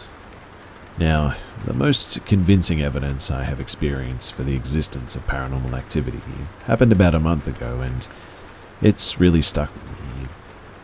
To set the scene, I was in our textiles room, lower level storage, in a room off of the main area with the objects, in a room off of the main area with the world objects, returning some clothing that we had shown on our tour. To briefly explain the storage setup, you come down the stairs and can go left into the world objects, or right and take a turn into the American materials. However, the stairs are the only thing separating the areas, so the stairwell is more like a donut hole than anything, I guess. But turning left into world objects and immediately taking another left, that will let you walk perpendicular to the aisles of world objects and brings you to the right side of the American materials. On that right wall, looking out into the American materials, is the door into textiles. It's normal practice, like with most places, to only have lights on in an area that you're walking. So I had lights on at the base of the stairwell, the very front of world objects, and that illuminated enough of my path into the textiles room to see. Up until now, I had lights turn off, doors slam, heard my name, and had objects move. Basic things, but stuff that, honestly, I could ignore. I could look past them, or obviously just explain it away. But I went down the stairs into this area and was immediately overcome with just panic and anxiety. The room was cold and there was I don't know how to describe it, but just a bad energy, I guess.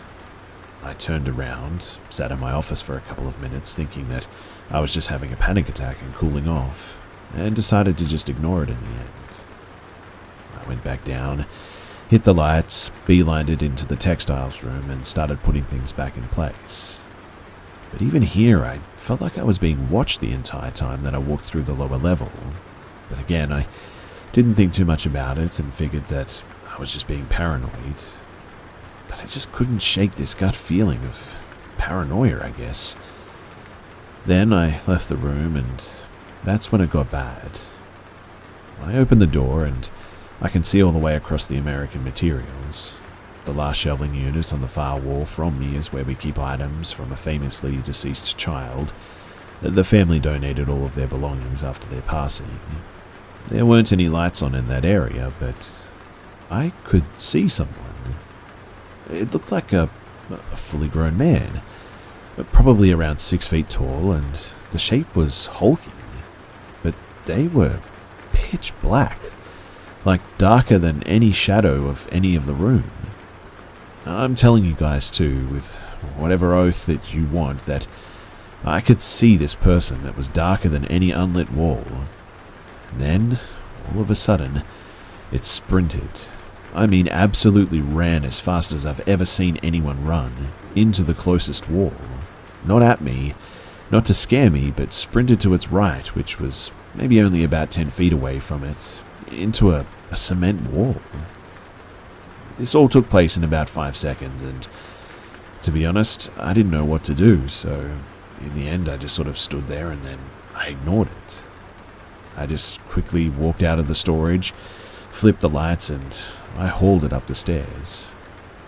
I got about halfway up the stairs too when the hairs on the back of my neck stood straight up, and I heard someone say my name, and the doorknob at the base of the stairs started to turn.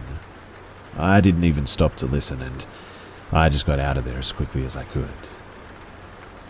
Now, I'm sure that there's a way of explaining it.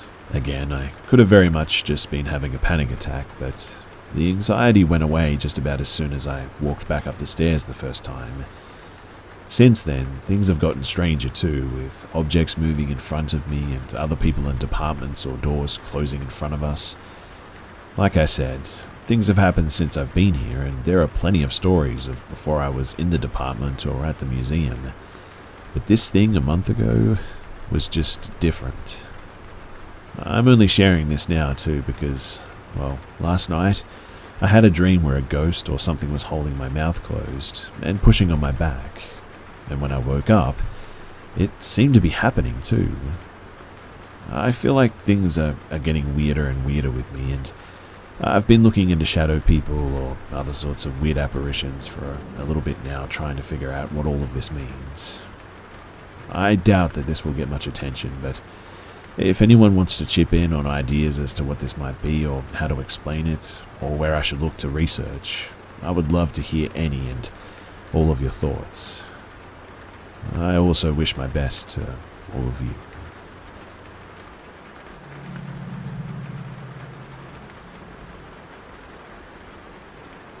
So I live with my husband and 5 children in a ranch-style house, and we've been at this place for 5 years now.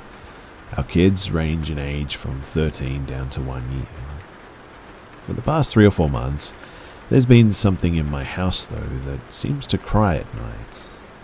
It's definitely not my kids or my cats. It's something else. These disturbances typically happen between 10 p.m. and 2 a.m. Usually what happens is my husband and I are in our living room at night, watching TV and unwinding from the day. All of the children are asleep because they have a 9 p.m. bedtime. And suddenly, we will hear the sound of a child crying, and I mean loudly crying, not just whimpers but big sobbing cries. One of us will immediately jump up to go and check on the kids, as all of my children have had night terrors and typical childhood nightmares at some point. But the weirdest thing is that none of them are ever awake. They're all fully asleep, completely peaceful. This will always repeat too a few more times until we go to bed. It doesn't happen every single night, maybe only once or twice a week, but it's very disturbing when it does. My 13-year-old has also heard the phantom crying as she was up late with my husband and I one night on the weekend. Also, my children don't have TVs in their rooms and their tablets' switches are always off, so it's not a sound coming from something like that. They're not crying in their sleep either. They're always peaceful and undisturbed, not even moving around when me and my husband go to check on them. We don't have a baby monitor too, so there's no chance of interference coming from one. I do have 2 Siamese cats who make noises that sound like human voices sometimes, but they're always in the living room with us at night or sleeping in front of the heater in our kitchen, and I've been able to confirm that it's definitely not them. As well as the crying at night though, we often hear the sound of doors opening and closing too, most often the door to my daughter's bedroom. It makes a specific sound because the door sticks a little and you have to put some force into opening or closing it. We always go check on the children after we hear this, and all of them are always asleep. These things are not just heard by me too, but my husband as well, so I know that I'm not going crazy.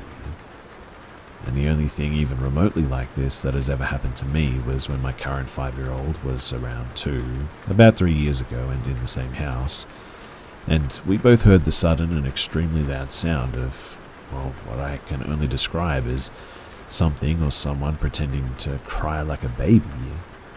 I know that that sounds weird, but it's the only way that I can describe it. Imagine a grown adult almost mockingly or pretending to cry like a newborn. That's exactly what it sounded like. It was so loud and frightening that my daughter instantly started screaming in fear, and I packed us into the car that day and we left the house, and we just didn't go back for some time. We spent the rest of the day at my sister's, and I refused to be alone in the house without my husband for the next couple of days too. So, what do you guys think that this could be? A demon? A ghost? I don't really believe in the idea of dead people just hanging around your house for eternity. A mimic? Well, what could this thing want? And most importantly, how do I get rid of it?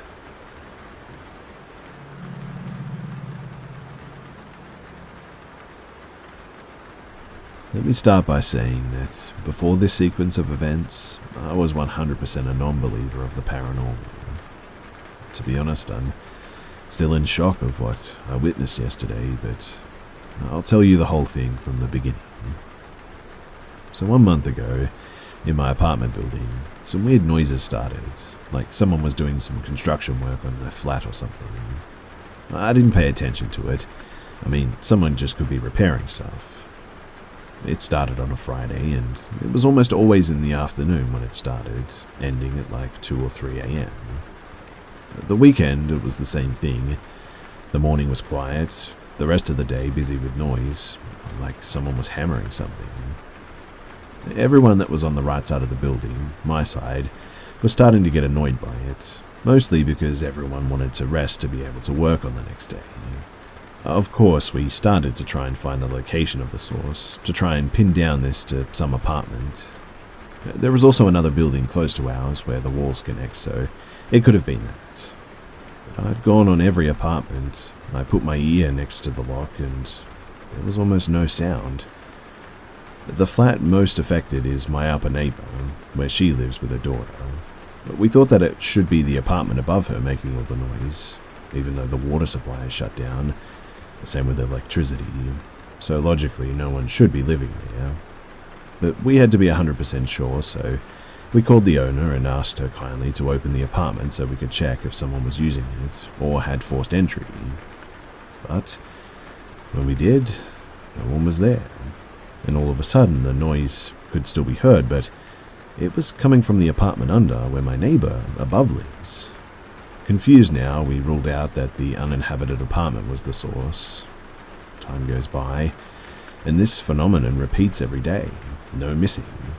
Bangs on the wall, bangs on every division of the apartment of my neighbour, on the furniture, things falling on the bathroom, in the kitchen, etc. Police were called all the time, but of course they couldn't solve anything. They entered this flat, also heard the noises too, but just could never pinpoint where all the sound was coming from.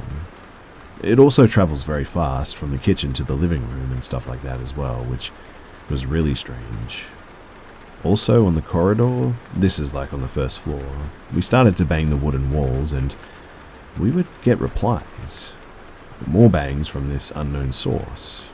Even asking questions like, knock once for yes, knock twice for no, but we would get replies. If I knocked 1 time, 2 times, 3 times, or even 4, I would get the same number of knocks answering me, and it was really weird. Anyway, fast forward a bit, both my neighbour and her daughter went away for the weekend, and magically, the sound stopped. I didn't know this until yesterday, and I just thought, finally, the noise has gone away. They returned yesterday, and guess what also returned? Yeah, that's right, the knocking again. So I was in the corridor with both my upper neighbour and another from some other corridor chatting. Both her and her daughter were outside the flat, her daughter playing with another girl, and the other neighbour's granddaughter. And by this time, 0 noises. We were all chilling in the corridor. But later on, her daughter went back inside to pick a doll to play, and we started hearing the knocks again. Every single time her daughter went inside, we would hear after 3 to 5 seconds the knocks start again. So I asked my neighbour if I could go inside. She replies, yeah, of course. I went inside, full silence. I stood there like 30 seconds and nothing. I came out and asked my neighbour if she can go inside as well. She goes inside and 0 knocks. Well, we ask her daughter if she can go inside again, and like clockwork, knocking all over the place. And I kid you not, this didn't miss in like 10 to 12 times that she went inside. Every single time there was knocking. Later on, other neighbours arrived in the corridor and we did the same request. He went inside and 0 noises. The daughter goes in and full-blown knocks everywhere. I really don't know how to deal or solve this situation, and it's really strange, I know, but after what I've witnessed, I'm 100% sure that this is something out of this world. I mean, there's just no explanation for why me going in there does nothing and her going in there causes craziness. Again, too, we've had police come and they've heard the noises themselves, gone in to check stuff out and never been able to find anything. We've searched the walls, we've gone to the other apartment that I'm talking about. We've had people come in to try and figure out what was going on, and there's just never been any answers. Anyway, I'll update you guys because at this point, with no answers, we're sort of grasping at straws, and we're going to call a medium to come over to the building and have a look around. I don't know how that will go, but like I said, I'll keep you all updated.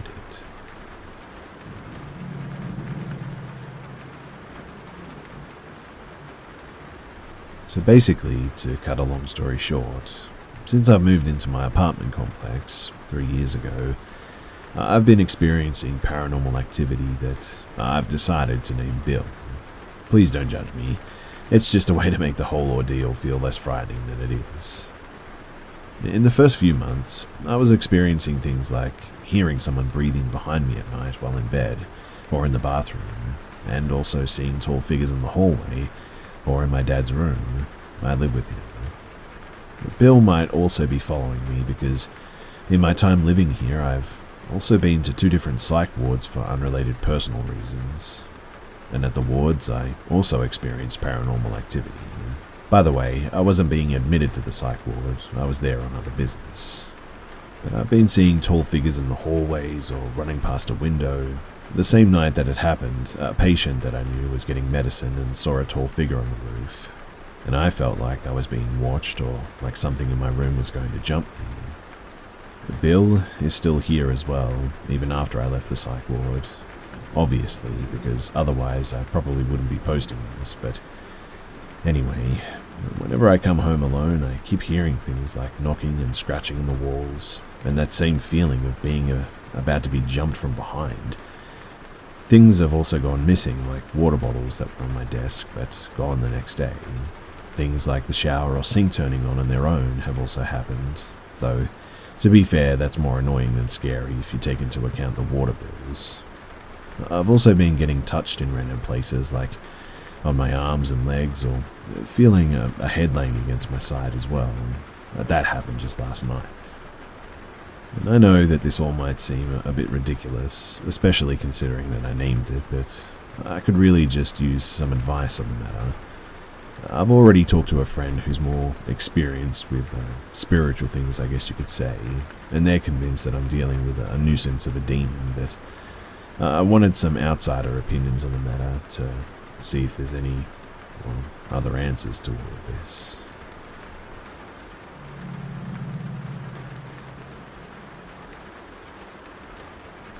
During my 8th grade and high school years, I was an extremely depressed kid.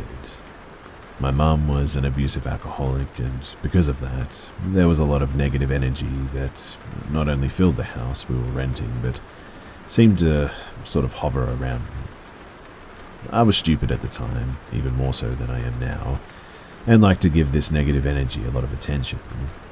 While I had a lot of minor experiences like hearing voices, lucid nightmares, scratches on my body, etc., one experience really sticks out to me in my memory. You see, I was spending the night at my grandparents' house. I wish that I could remember the reason, but it's hard for me to recall a lot of the memories in that time period due to my trauma. In any case, I was raised for a good portion of my life in my grandparents' house, and so I was spending the night in my old room when I was very suddenly and very aggressively shaken awake. I sat there for a minute, but I quickly brushed it off as me having one of those nightmares where you sort of feel like you're falling or something, but as I got comfortable and tried to go back to sleep, I heard a snapping. No rhythm, just very aggressive snapping all around the bed that I was lying in. At this point in my life, I was so desensitized to having weird things happen to me, I just sort of sighed angrily and went back to sleep. I don't know how much time had passed, but for a second time I was shaken awake. This time, the bed was shaking a little too. So I knew that it wasn't one of those falling nightmares. I remember sitting up at this time out of annoyance and just sort of looking around. I had a nightlight in the room because, well, I'm kind of scared of the dark after certain experiences that I might share another time, but I could see everything fairly well. The snapping started again and it came from all around my bed once more. Once again, I grumbled some obscenities and angrily went back to sleep. Finally, though, for a third time I was shaken awake, but this time I was still being shaken after I had woken up for a few extra seconds. I sat up again, and this time the snapping noises were louder and somehow felt even closer to me, much more all over the place too. I was really quite annoyed at this point, and as I sort of glare around my room, I suddenly see something whiz past the front of my bed and smack the tall metal lamp on the left side of my room. For whatever reason, this sent me over the edge, and I remember saying some pretty choice words to whatever was waking me up and threatening them before throwing myself back onto the pillow, turning on my side, and yanking the blanket over my head to sleep. And after that, I wasn't awoken again. The following morning, I looked around the lamp to see what could have been thrown, but I couldn't find anything. It sounded like metal hitting, so I assumed that it was a coin, but I just couldn't find anything. I've also had some other experiences in my grandparents' house and my own, so let me know if you guys would like to hear about those. But finally, to talk about how this could be debunked, I guess, I have been diagnosed with PTSD, anxiety, depression, and there's a chance that it was all hallucinations. I fully grant that. I also have had some extreme nightmares around this time in which I could feel things. However, in these nightmares, I was always lucid. I'm not going to deny that this totally could have been made up in my head and that it could have just been my own mental illness freaking out and throwing random stuff at me, but certain things just really don't match up for that. Like, if it were a hallucination, why and how was I being shaken by an outside source? Me dreaming could make a lot more sense, but there's two things that don't add up there as well.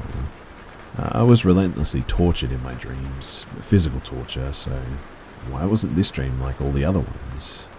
Secondly, I was only ever physically tortured once I realized I was in a dream, not right off the bat, and I felt a lot more, in touch than whenever I was dreaming. Also, the fact that I was sort of shaken for those few seconds after I had woken up, and I remember being physically shaken. I don't know, maybe it was just my body reacting or something like that, but it definitely felt like someone was shaking me. Anyways, I'd love to hear your guys' feedback and if you've had any similar experiences or have any idea as to what the heck could have gone through that night. Thanks for letting me share, and I know not everyone's going to believe this, but thanks for hearing me out anyway.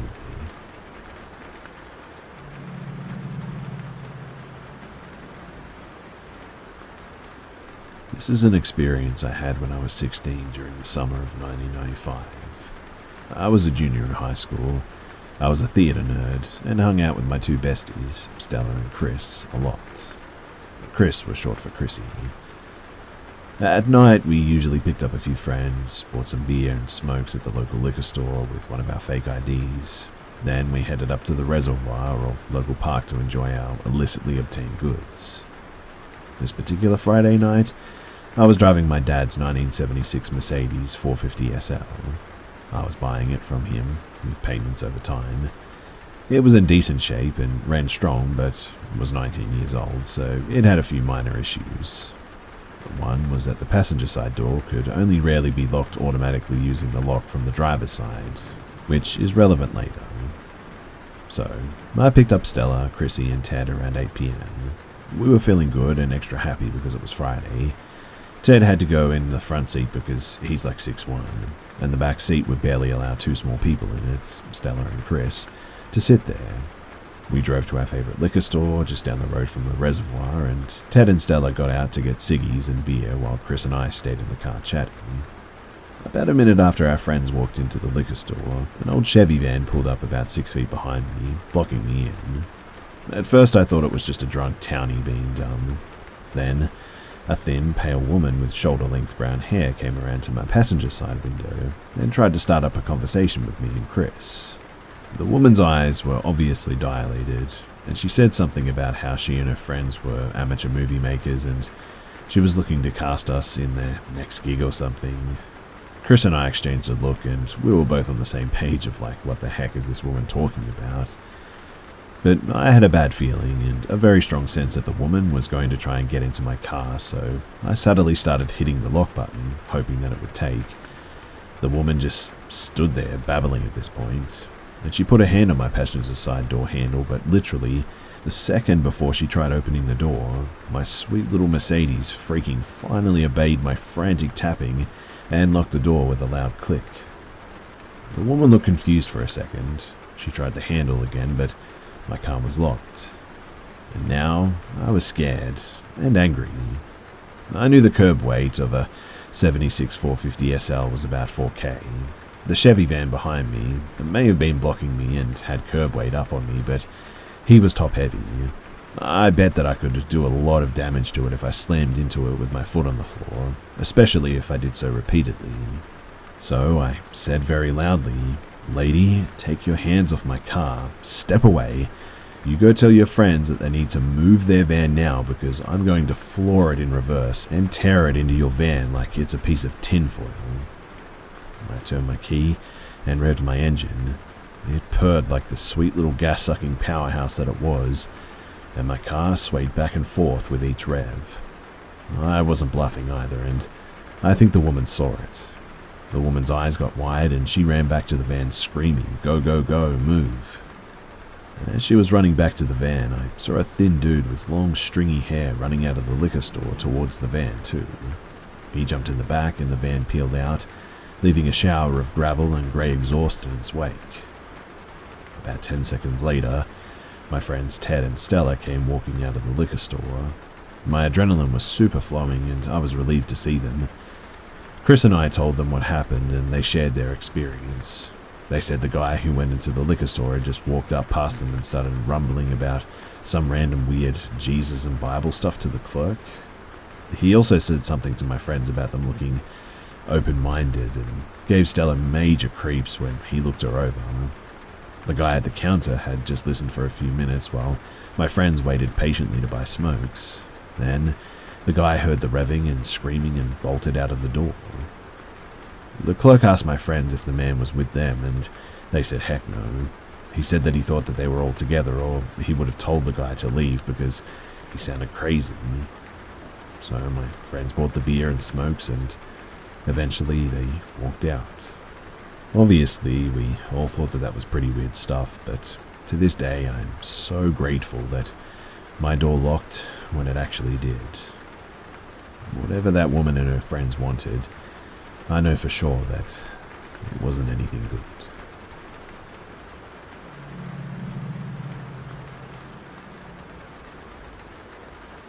So the first experience I had in this apartment, my boyfriend left for work and I was laying in bed still when the door creaked open slightly. I was sort of half expecting to see my boyfriend coming back into the room, opening the door slowly in case I was asleep. However, when I peered through the open crack, nobody was there. None of his roommates were home either, and I figured that it was air fluctuation from an open window and moved on.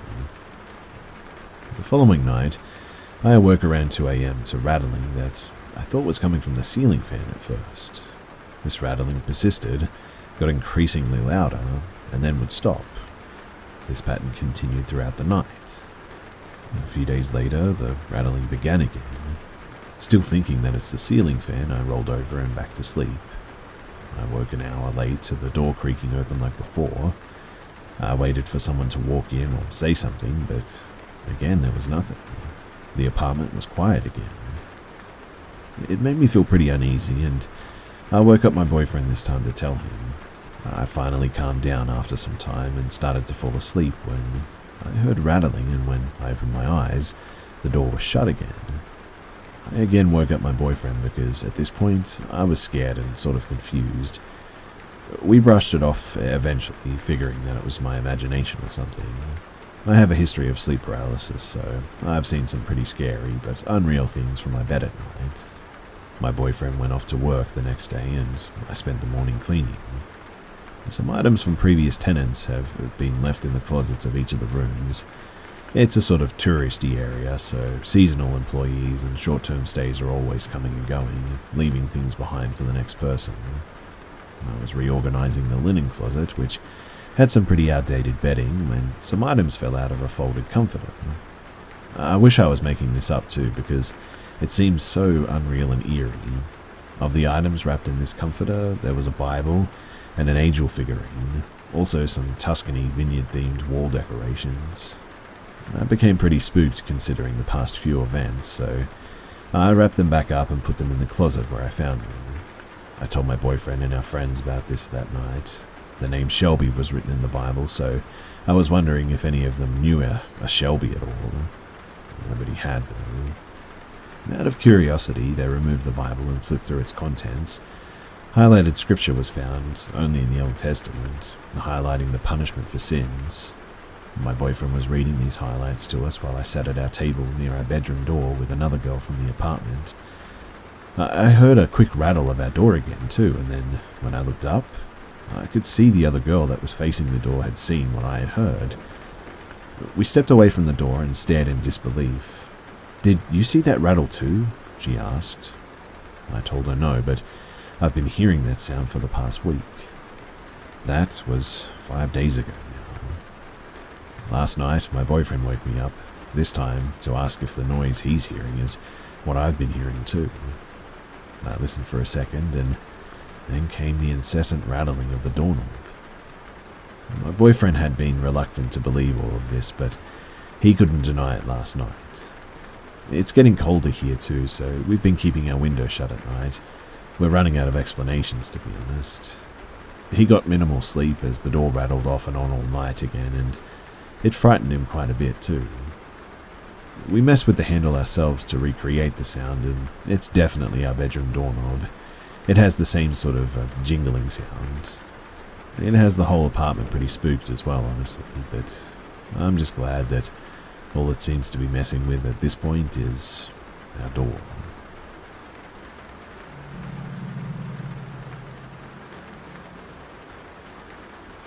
So, all throughout my life, I've had weird encounters with, well, the unknown, but this one definitely takes the cake. Visiting my cousin for a night of video games in Yu-Gi-Oh!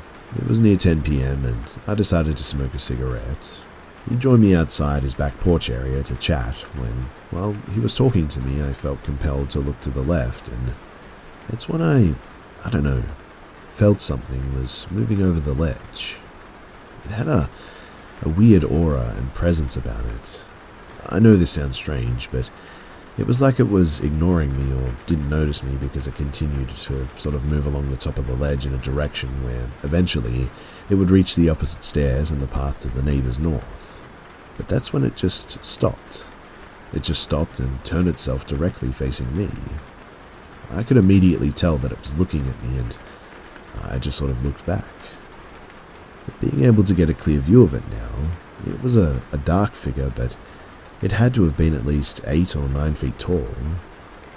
I really don't know how long it was, but then suddenly my cousin said shakily, "Hey, oh my goodness, what is that? We need to get out of here."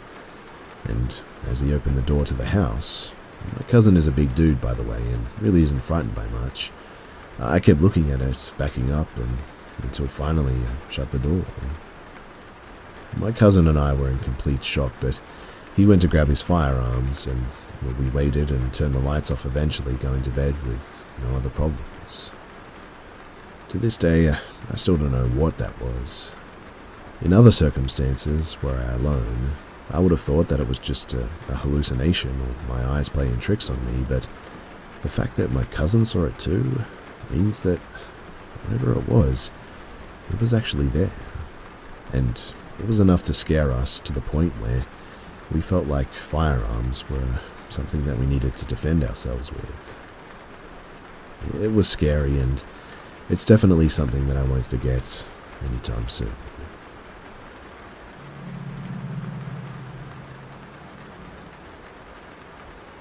This incident occurred in the late 1990s.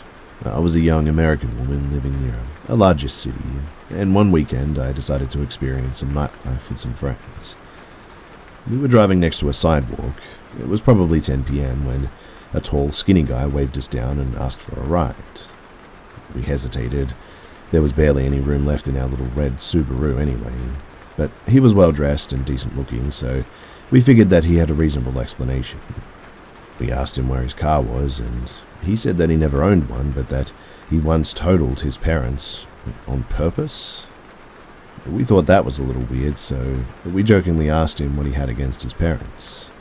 He then proceeded to launch into a tirade against the auto industry, about how cars are dangerous, polluting gas guzzlers, and how no one would be driving them in 50 years. He finished by saying that he'd been contemplating slashing our tires. He patted his coat pocket, implying that he carried a knife, once we let him out, but we were such nice girls that he couldn't bring himself to do it. At this point, we were all pretty scared, obviously, so we politely asked him if his destination was close enough for him to be able to walk the rest of the way, especially given his burning hatred for car travel. He shrugged his shoulders and mumbled something, and then he abruptly exited the car before we had even come to a complete stop, mind you. We drove as fast as we could, but we all just went home after that, and luckily, none of us ever encountered that dude again.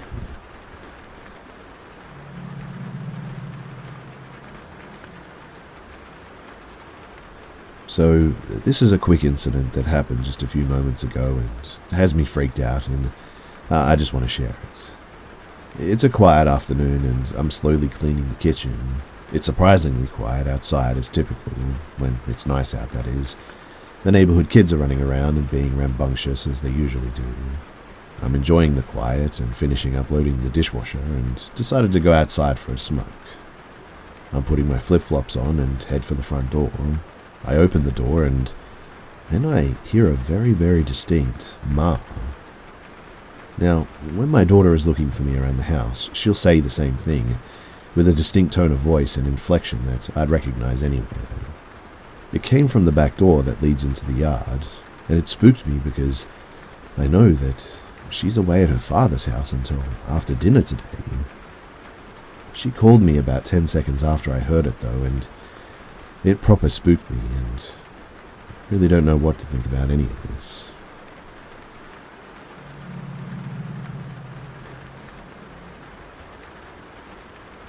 Today I share this as a 36-year-old man. You'll have to bear with me too, as the details of this story are a bit vague and also a bit of a blur, but I'll share what I remember. In the summer of 1993, I was in the first grade. My parents had been divorced for many years, with my mother having sole custody. As a child, I barely remembered my father, but he would make his brief appearances or send gifts on Christmas or my birthdays. But seeing my dad always made me happy, as I was far too young to comprehend the complexities of a battered relationship or marriage. And after school one day, I was shocked to come outside to see my father waiting for me. My grandma usually picked me up from school, but never my dad. He had a small black car, a beater. He always seemed to dress nice, suspenders and slacks, hair pulled back in a tight ponytail. I remember getting into his car and smelling what I now know as an adult to be clove. I later gathered that he had a habit of rolling his own cigarettes and gained that he must have been in a clove phase. There's a bit of gap in time here that I really can't remember, but it's now nighttime and I'm watching the fluorescent lights from miscellaneous stores fly by my passenger seat window. A gas station I can't really remember, Brahms ice cream at an intersection, and more time loss. I'm now running around with another kid, in and out yellow-lit apartment corridors. Some doors are open and we go into one. There are kids in a back bedroom playing Sega. I watch as Sonic zips through loops and listen to familiar music that momentarily makes me feel safe. But then I suddenly realize that I'm very alone with complete strangers and find my way back outside. There's another gap. My belly is full from beans and burritos and I'm looking down a very dark hallway in my father's apartment. I'm standing next to an aquarium giving blue ambient light that sits on my face. I want to go home. Something just doesn't feel right all of a sudden.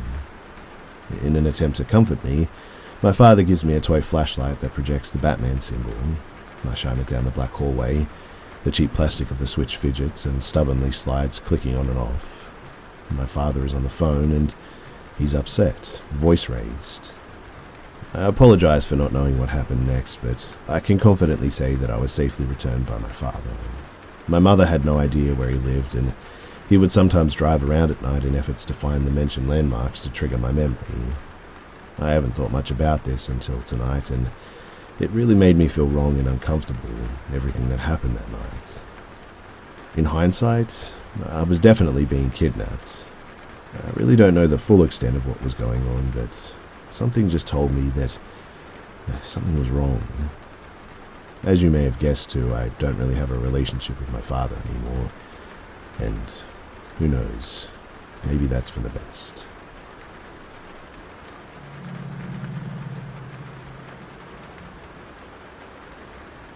This happened to me when I was 9 years old, 28 years ago now, but I still remember it so vividly. I lived at the time in a seaside resort called Blackpool, England, in a modest 4-bedroom house. The area itself was good, with very little crime or concern, until that night. You see, I shared a bedroom with my brother. We had bunk beds, and I was on the top bunk. The bedroom was on the first floor at the rear of the property. My bedroom overlooked the back garden, and one night I was awoken by the sound of a window lock being tried. I opened my eyes and looked towards the bottom of the bed, which faced the 4 large windows. To my horror, someone was outside, perched on the window ledge, attempting to get in through my window. I froze in horror, not daring to allow them to see that I was awake. I remember sliding back down onto my bed, keeping as still as possible. I lied there for no more than a minute, but man, it felt like a long time. My heart was beating so loudly that I was sure that it was about to give me away. With my eyes closed, I stayed still, listening to them shuffle across the next window. Unlike before, though, I could now hear a screwdriver or something in his hand, which was being used a little more forcefully to get in. But without moving, I opened one eye ever so slightly to see whether I could make out who this person was. A security light on the back of the property suddenly triggered mid-look. I panicked. Surely now he had seen me. Now he must have known that I was there. Staring back at me was a dark figure, black clothes, wearing a matching balaclava, only his eyes on show, and this horrible, startled, piercing look, clearly having been caught off guard by the security light. He froze, and just stared. He didn't move an inch. I was now sat up, equally as stunned, staring back, blocked by fear. I immediately jumped off the top of my bunk. There wasn't time for stares, screaming for my parents as I ran out of the room and into theirs. They tried convincing me that it was a bad dream and told me to get back into bed, but there was absolutely no chance of that happening, and after a couple of minutes they agreed to go and investigate, which simply entailed looking through the bedroom window. Nobody was there. They had gone. I got back into bed, still almost frozen with fear. What if he had gotten in? He might be in the bedroom right now. He could comfortably fit into my wardrobe or even under my bed. And my brother, who was 6 years my junior, had slept through the whole episode and was no use. Looking down my bed towards the windows again, I noticed that the latch on the fourth window, it had been left open inside, which means that a simple pull from the outside would have easily opened it. I shut my eyes and remember silent tears falling down my cheeks. If he was in my room and knew that I was awake, he might harm me to keep me quiet. Pretending to be asleep seemed the best option, and eventually I must have nodded off. I was woken up the next day by the sound of my cat outside screeching in the garden. Daylight came through the windows, and the bedroom didn't feel anywhere near as scary as the night before. Cautiously, I walked towards my bedroom window. I noticed marks from the window's locks from the outside where the paint had been scraped, which means that it wasn't just a bad dream. My cat screeched again, and I heard a commotion outside below me in the garden. 3 police sniffer dogs were parading around. A policeman was stood talking to my mum. I rushed outside, but was quickly ushered back into the house and was told to take the cat indoors. The look on my mum's face, I knew that she was trying to hide something from me. The ambulance, which arrived a short while later, gave it all away, though. Apparently, it had turned out that someone had broken into the house next door through the back bedroom windows. The motive? Well, it appeared to have been a simple theft, but the elderly lady who came across the intruder had been found dead at the bottom of her stairs. And the police, they never found out who it was. But then again, they never dusted our windows for prints, as my story was never told. We left the house and moved away within 6 months. I still think that they feel guilty for not listening to me and not acting differently. Even to this day, my parents don't wish to talk about it whenever I try and bring it up.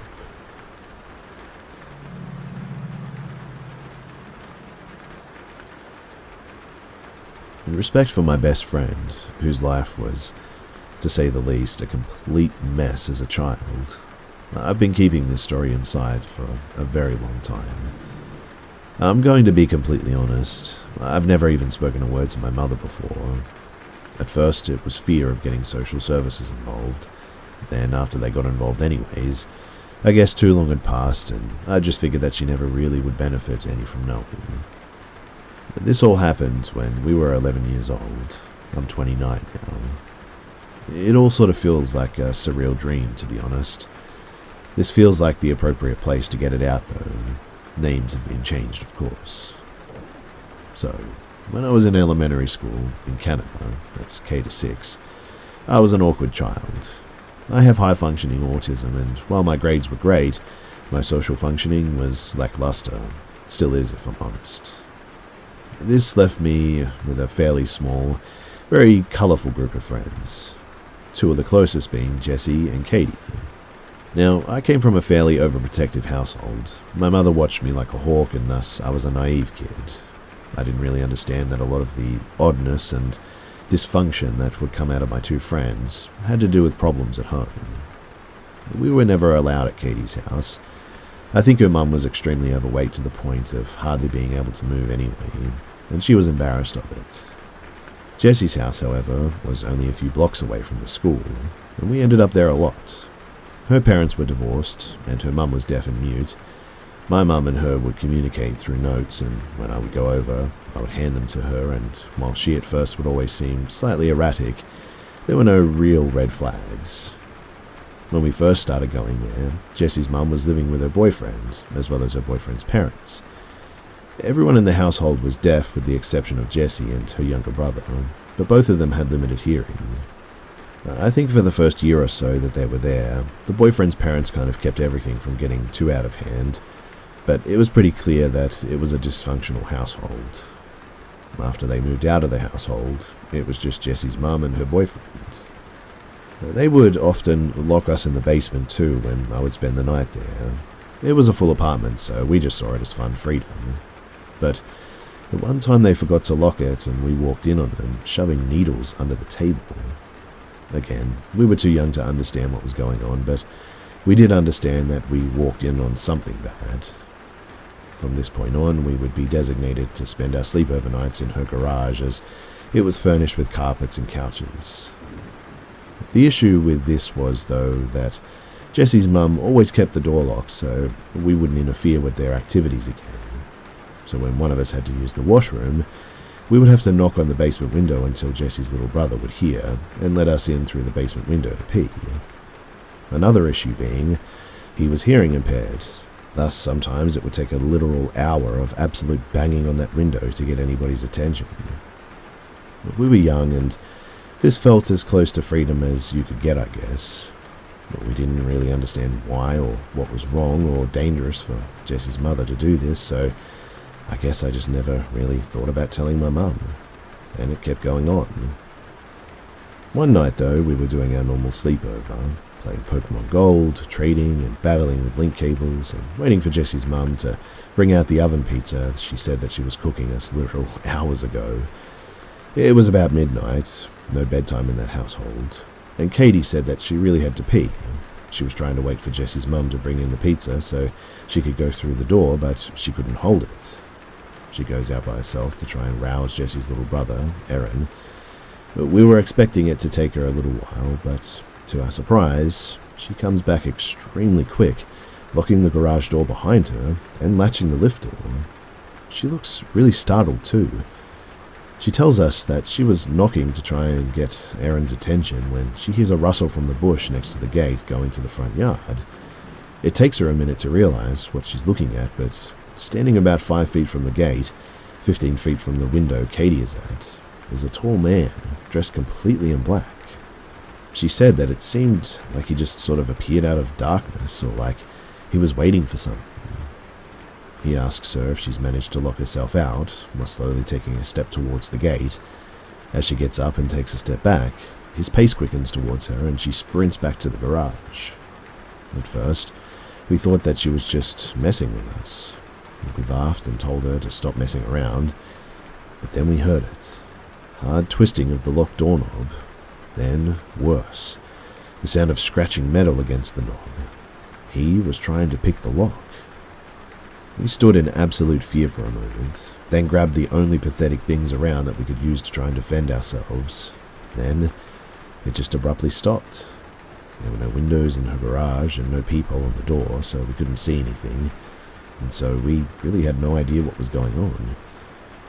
We waited for about 10 minutes, having no idea where the man was, if he was still out there, where her mum was, or where that pizza had got to.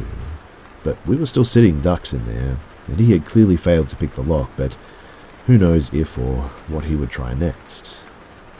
Now, this is stupid, I know, but we were stupid, scared children. We grabbed our weapons, which consisted of glorified sticks, and We left that garage. At first, there was no sign of any man. We moved towards the downstairs window and started slamming on it, screaming and pleading for Erin to open it. Again, that's when we heard it. It was almost a sort of sing-song, mocking voice that rang out. Well, hello again. 3 men this time, all in black. The one in the middle had spoken.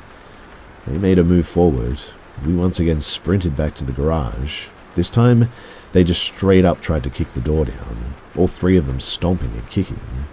It was close to giving in, and then everything just stopped. Jesse's mother had come out of the back door, pizza in hand, and startled them. She ran back inside, got her boyfriend and his 2 other friends, users traveling packs, and they were able to chase them off with some actual weapons. Obviously, I'm guessing about that because we were still inside the garage, but we could hear stuff. The adults stayed in the backyard all night, weapons in hand. One person even sat on the roof with a compound bow. Yeah, a compound bow.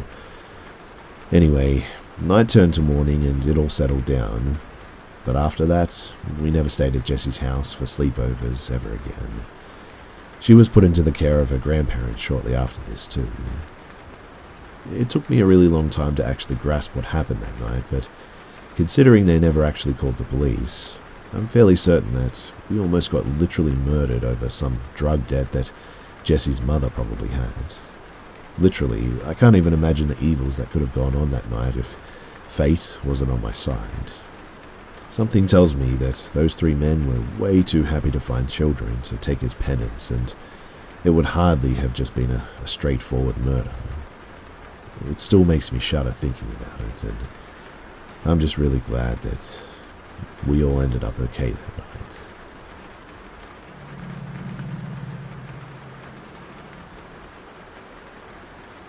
In Mexican folklore, an archetypical witch is the lechuza or owl witch.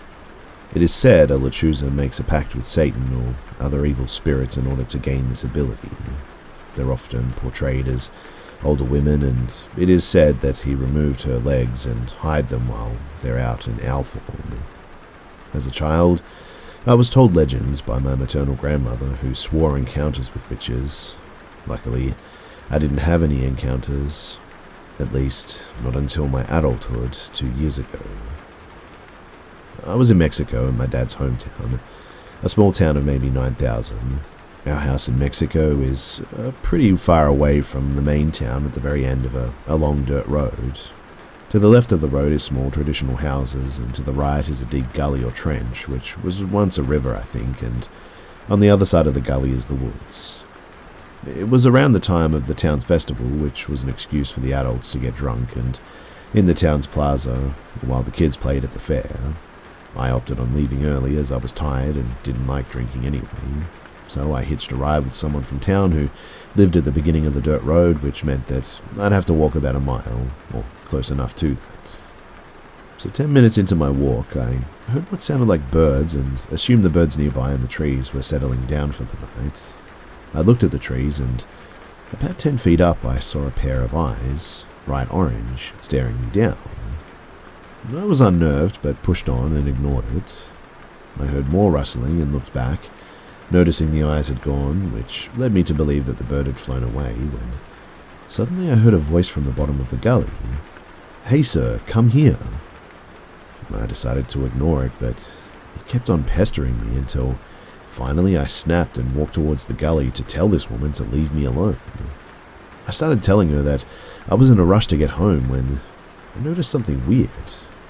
She was dressed in like native attire, which meant that she had a long skirt, but it wasn't all the way down, and this woman's ankles were completely missing. She appeared to be floating. She looked at me with utter hatred in her eyes. I realized that she knew her secret was out at that point when I saw that, and I bolted for the house, hearing a large flapping sound following me. I looked back, and flying behind me was I can only describe as like a huge owl with bright orange eyes. I ran into the house, but I only had a few seconds of peace before something was banging on the door, screeching inhumanely. I panicked and remembered my grandmother telling me the prayer was the best defense against a witch, which, when I started doing this, It seemingly worked as the screaming stopped. I decided to place salt in the doorways when something broke the kitchen window above the sink, and attempting to come through that window was that same owl, but this time it was sort of gargling, almost, I don't know, like vaguely human words, maybe? In a panic, I took the salt I was using on the doorways and just threw it at it. Immediately, it backed away from the window and perched itself on the fence, staring daggers into the window. I sat on the couch on edge all night, and eventually I must have passed out. The next morning, I woke up hoping that it was all just a horrible dream, but upon entering the kitchen, I saw the glass from the broken window, and when I stepped outside, I saw large scratches on the front door. I walked over to the fence where this owl was perched, and on the fence and the floor surrounding it was what looked like blood. Unnerved, I started sweeping the glass out the front door when I saw her, an older native woman across the gully among the trees, staring at me. Her face was covered in what looked like small cuts with little bits of blood, as if she had been assaulted by tiny shards of glass.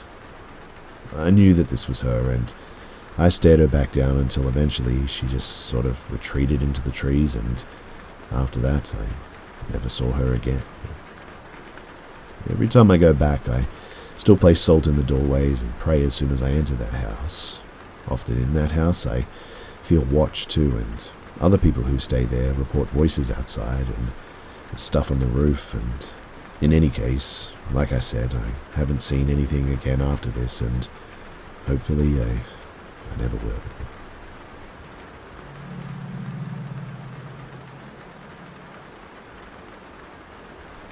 When I was a kid, around 7 years old I think, I spent the day at a cousin's house in my old hometown. He lived right in the middle of town, so we could ride our bikes pretty much everywhere. This was back in '98, and the tiny place that I came from, everyone knows everyone and keeps an eye out for the safety of any kid they see. When my mum dropped me off at my aunt's house that morning, she gave me some money to be able to go to the corner store for some snacks for my cousin and I. After a while, hunger struck and I took off on my bike to Reeves' Grocery. It was the best stocked store in town, and there were only 2 stores.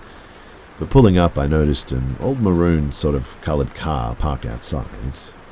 Reeves' storefront had a short brick wall about a quarter of the way up, but from the brick up to the roof was all glass. The type of glass that you can see through one side but is a mirror on the other. I didn't pay the car too much mind at first. I rode up onto the sidewalk and gently rested the handlebars of my bike against the wall. I hopped off my bike and, by force of habit, I looked into the store window. In the reflection behind me in that old maroon car sat a little old lady in the passenger seat. She was dressed in all green, dark green, wearing a beret hat, and she had one of those sort of crocheted Afghan blankets draped around her shoulders. She looked very, very old. Deep wrinkles covered her face to the point that I couldn't even see her eyes, really, and her skin had a grey tint to it. She smiled sort of sweetly at me in the mirror, but when I turned around to wave and smile back, she wasn't in the car. Confused, I glanced back at the store window, and I could still see her sitting in the passenger seat, smiling at me. Fight or flight kicked in, and I aborted all thoughts of 3D Doritos and Gatorade, and raced off as quickly as I could. I didn't even get on my bike in the end. I just grabbed it by the handlebars and pushed it as I ran as fast as my little legs would go. Looking back on this whole thing, the little old lady really seemed to mean no harm. Her wrinkled face looked kind and her smile was warm, but my 7-year-old brain just yelled ghost and told me to run. When I told my mum about it a few days later, she told me that sometimes spirits get stuck or have unfinished business, so they can't pass on. I remember this encounter fondly these days, though, and wish that I could have better, reacted to the situation. I mean, maybe I could have helped the green lady somehow.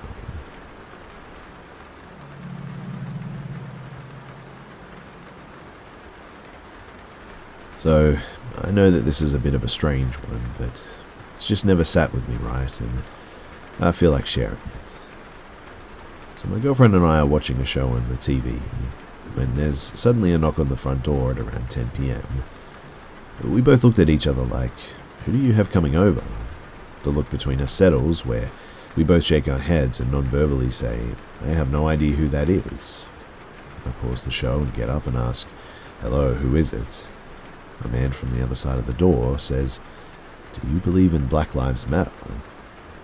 I heard him, but the logic in my brain just didn't. Who was this man? Why was I being asked this question at 10 p.m.? What was going on? I got really confused and asked, "Sorry, what are you asking?" The man, in an even softer, quieter voice, says, "Do you believe in Black Lives Matter?" At this point, I was right next to the door and the hair on the back of my neck stood up. My girlfriend was behind me. I then immediately motioned her to get away from the door. I remained quiet, turned the lights off, deadbolted the door in front of the guy. What was even creepier, though, was the dude didn't say anything after that. There was no knock, there was no further interaction, just silence in the dark. I don't know when he left. In fact, he could have been there for hours for all I knew.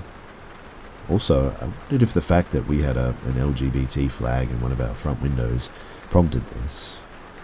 To make matters more strange is that I'm literally the last person to do something like that. I have a historical track record with getting myself into situations and problems with strangers for being too nice, if anything. So for me to get that feeling was really a first, and I was all freaked out, and my girlfriend was even more freaked out at how freaked out I was due to me never being like that. Anyway, in the end, it was probably one of the strangest interactions I've ever had, and like I said, something about it just has never sat with me right.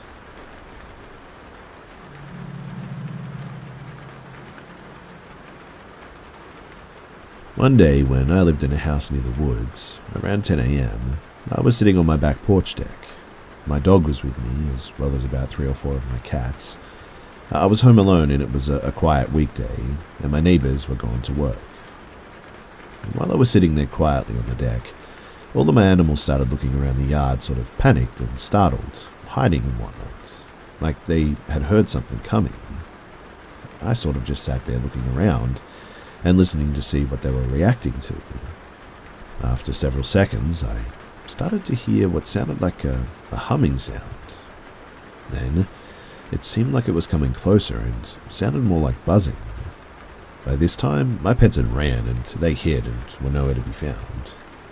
The sound moved closer though and seemed to be sort of floating in the air, moving at about the same pace of a person walking quickly. The sound seemed to be steadily moving across my yard, hovering a few feet above my head. As it got closer, the humming and the buzzing became more distinct, and I could also hear voices. It sounded like a city of different voices, all talking at the same time. I heard it perfectly clear as it moved overhead past me, and the sound sort of faded as it went into my neighbor's backyard. Thankfully, it didn't pause or stop, and it took several minutes before my pets decided that it was safe enough to come back out from hiding. It was just a really weird experience, and if it hadn't have been for my pet's reaction, then I probably would have just thought that I was tripping or something. I felt a little uneasy after that too, and gathered my pets and went back inside. I haven't heard anything like that since or before that either. Thankfully, I didn't see anything attached to the voices. It was just a ball of traveling voices floating through the sky. Weird, I know.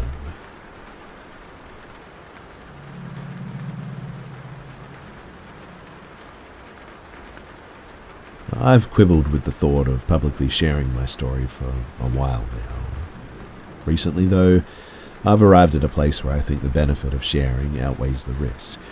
People can be really judgmental. So I'm taking a chance and just putting it out there because, who knows, maybe it will help someone.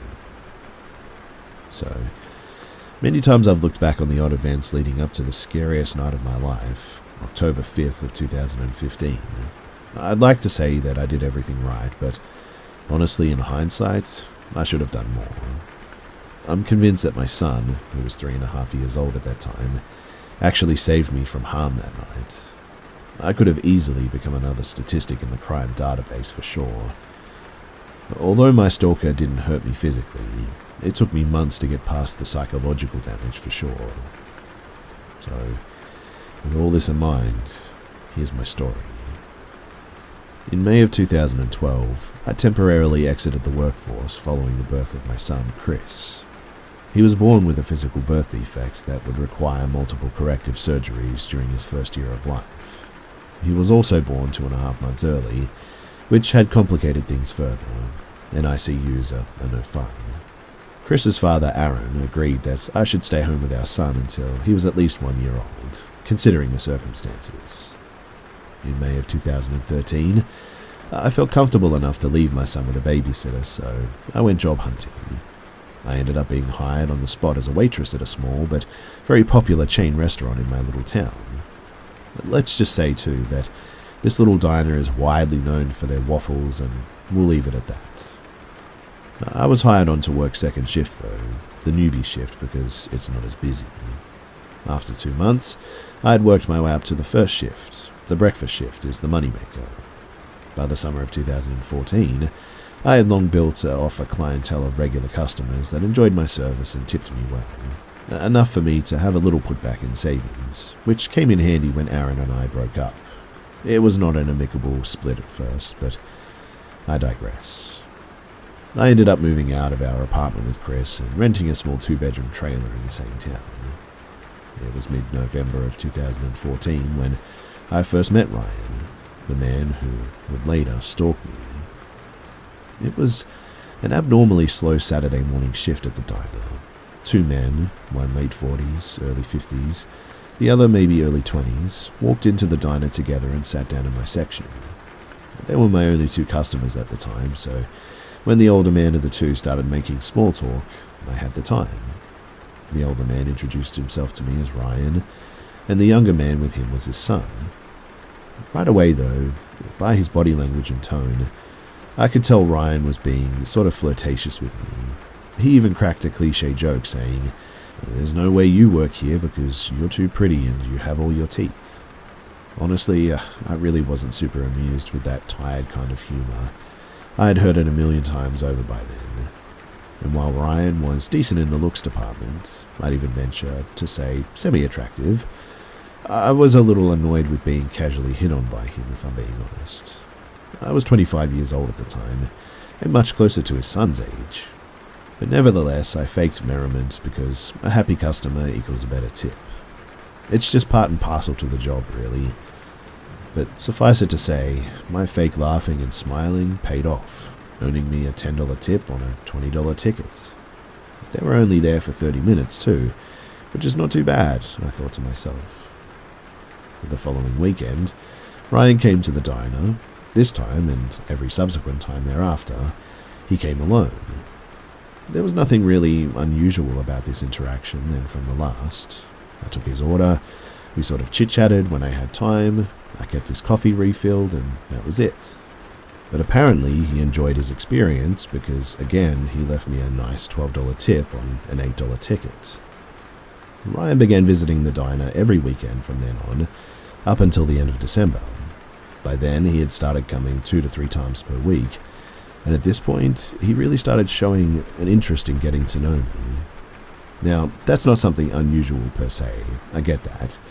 I had some other regulars that I actually developed friendships with, in fact, some even getting me Christmas gifts and such. So, I did tell him things about myself in casual conversation during his visits, just normal things that normal people talk about. One of the things I eventually told him about was the medical miracle that is my son. I even bragged about the fantastic job his doctors did, showing him the before and after photos of his surgeries.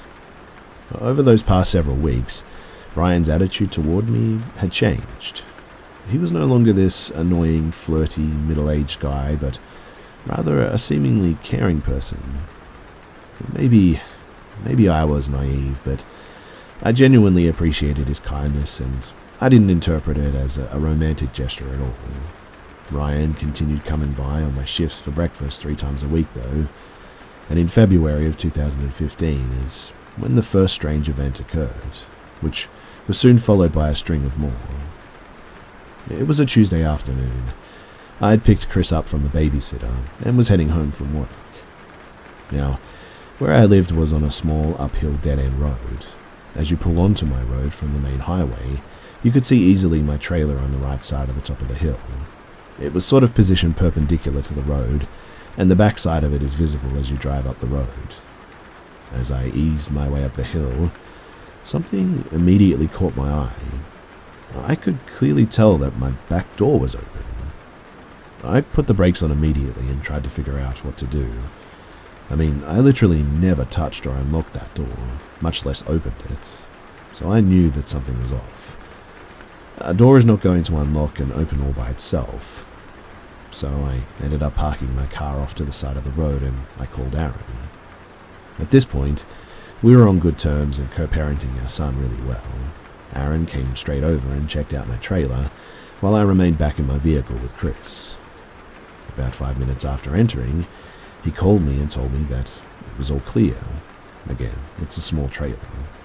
So I made my way up the hill, expecting to have been robbed or something, but in the end, nothing was missing. There was no damage to the door, so Aaron basically brushed things off, saying that I must have forgotten to close the door myself or something. But I knew better. But also, since there was no sign of a break and enter, I just let it go. 2 days later, on Thursday, I came home from work and the same thing. My back door is wide open. At this point, I know that I'm not crazy too. I know that I had locked that damn door. It didn't have a deadbolt, by the way, but it just sort of had a lock on the doorknob that you would turn. I'd even tested it out that morning before work to make sure that it was locked too, so I called Aaron again. I stayed parked with Chris on the side of the road while he did a quick pass through my trailer, and again, nothing out of the ordinary except my open back door. A quick inventory showed that nothing was missing again. I was nervous at this point, thinking that someone had broken in twice, and Aaron disagreed. He attributed this problem to a faulty doorknob lock, which made no sense to me. I mean, like I said, I had checked it. He then went to Lowe's and purchased a type of heavy-duty swivel lock to install on the door that locked from the inside of my home. He wanted to put my mind at ease, at least. So, while he installed the lock, I combed through the house. I literally spent hours after Aaron left inspecting every nook and cranny of my trailer. The outlets, my shower head, vents, my panty drawer, everything. I thought that maybe some freak had broken in and, planted secret cameras since they didn't take anything. But I didn't find anything amiss, so I just begrudgingly let it go. 2 days after that, so on Saturday afternoon, I'm off work heading uphill on the road toward my driveway. My son is spending the weekend with his dad, so I have the house to myself that evening. A wave of relief washes over me as I see that my back door is still closed. Now, I don't know why I decided to do this, but something compelled me to actually inspect the door up close. I needed to also make sure that it wasn't tampered with. And to my horror, I discovered that it had. There were pry marks along the edge of the door jamb. I immediately went inside and unlocked the door so that I could open it and inspect further. The edge of the door was bent like anything, and back on the inside where the doorknob met the jamb too. That damage wasn't there 2 days ago when Aaron installed that new lock. I knew that. I deduced that someone had probably been using the credit card trick or something similar to easily break into that door, since the way it was locked was by the knob. And when they figured out that that would no longer work, they tried to pry it open, not knowing that a new lock was on the other side of the door. I was thankful that the lock held, and at this point I called the police and made a report. They basically told me that there wasn't really much that they could do in this instance other than document the incident. They told me to call them if anything else happened. Needless to say, that wasn't very satisfactory to me, but I didn't know what else to do. I didn't feel comfortable sleeping at home that night though, so I ended up making the hour drive to my parents' house and crashing there. Now, nothing else really happened for a little while after that. By March, I had been able to put February's events behind me and feel secure in my home again. I was working and going about life as usual. At this point, Ryan had begun visiting the diner 5 days a week. Oddly enough, he was there each shift that I worked, too. It became a bit of a running joke with the other waitresses, and in fun they teased me about having a stalker. I would soon find out just how true that actually was, though, because in April, things got really weird. You see, I came home from work one day to find my grass had been mowed. Now, I usually pay a neighbour to do it for me since I didn't have a lawnmower. My yard was really small, but maintaining it was a requirement of my lease agreement. My neighbour didn't charge much to mow it, and he needed the extra cash anyway, so it was a real win-win. I knew that I hadn't asked my neighbour to mow recently, so I thought that was strange. I asked him if he went ahead and decided to do it anyway, and he said that he hadn't. So then I called my landlord and asked her if she had mowed my grass for some reason. The lease said if it reaches a certain height, then she would mow it and charge me for it. I knew my grass hadn't been high enough to warrant that, though, but it was the only plausible explanation. Of course, she said no, she hadn't mowed my grass, and I was just completely stumped. I then assumed that an anonymous neighbour must have mowed my grass out of the goodness of their heart, like a pay-it-forward kind of thing. I mean, what else was I to think? All throughout April and the beginning of May, my grass was also being anonymously mowed once per week. I know it probably sounds strange hearing this, but at the time I genuinely thought that a neighbour was just doing neighbourly things and didn't want to be recognised for it. Now, on May 5th of 2015, Aaron and I decided to take Chris to the zoo.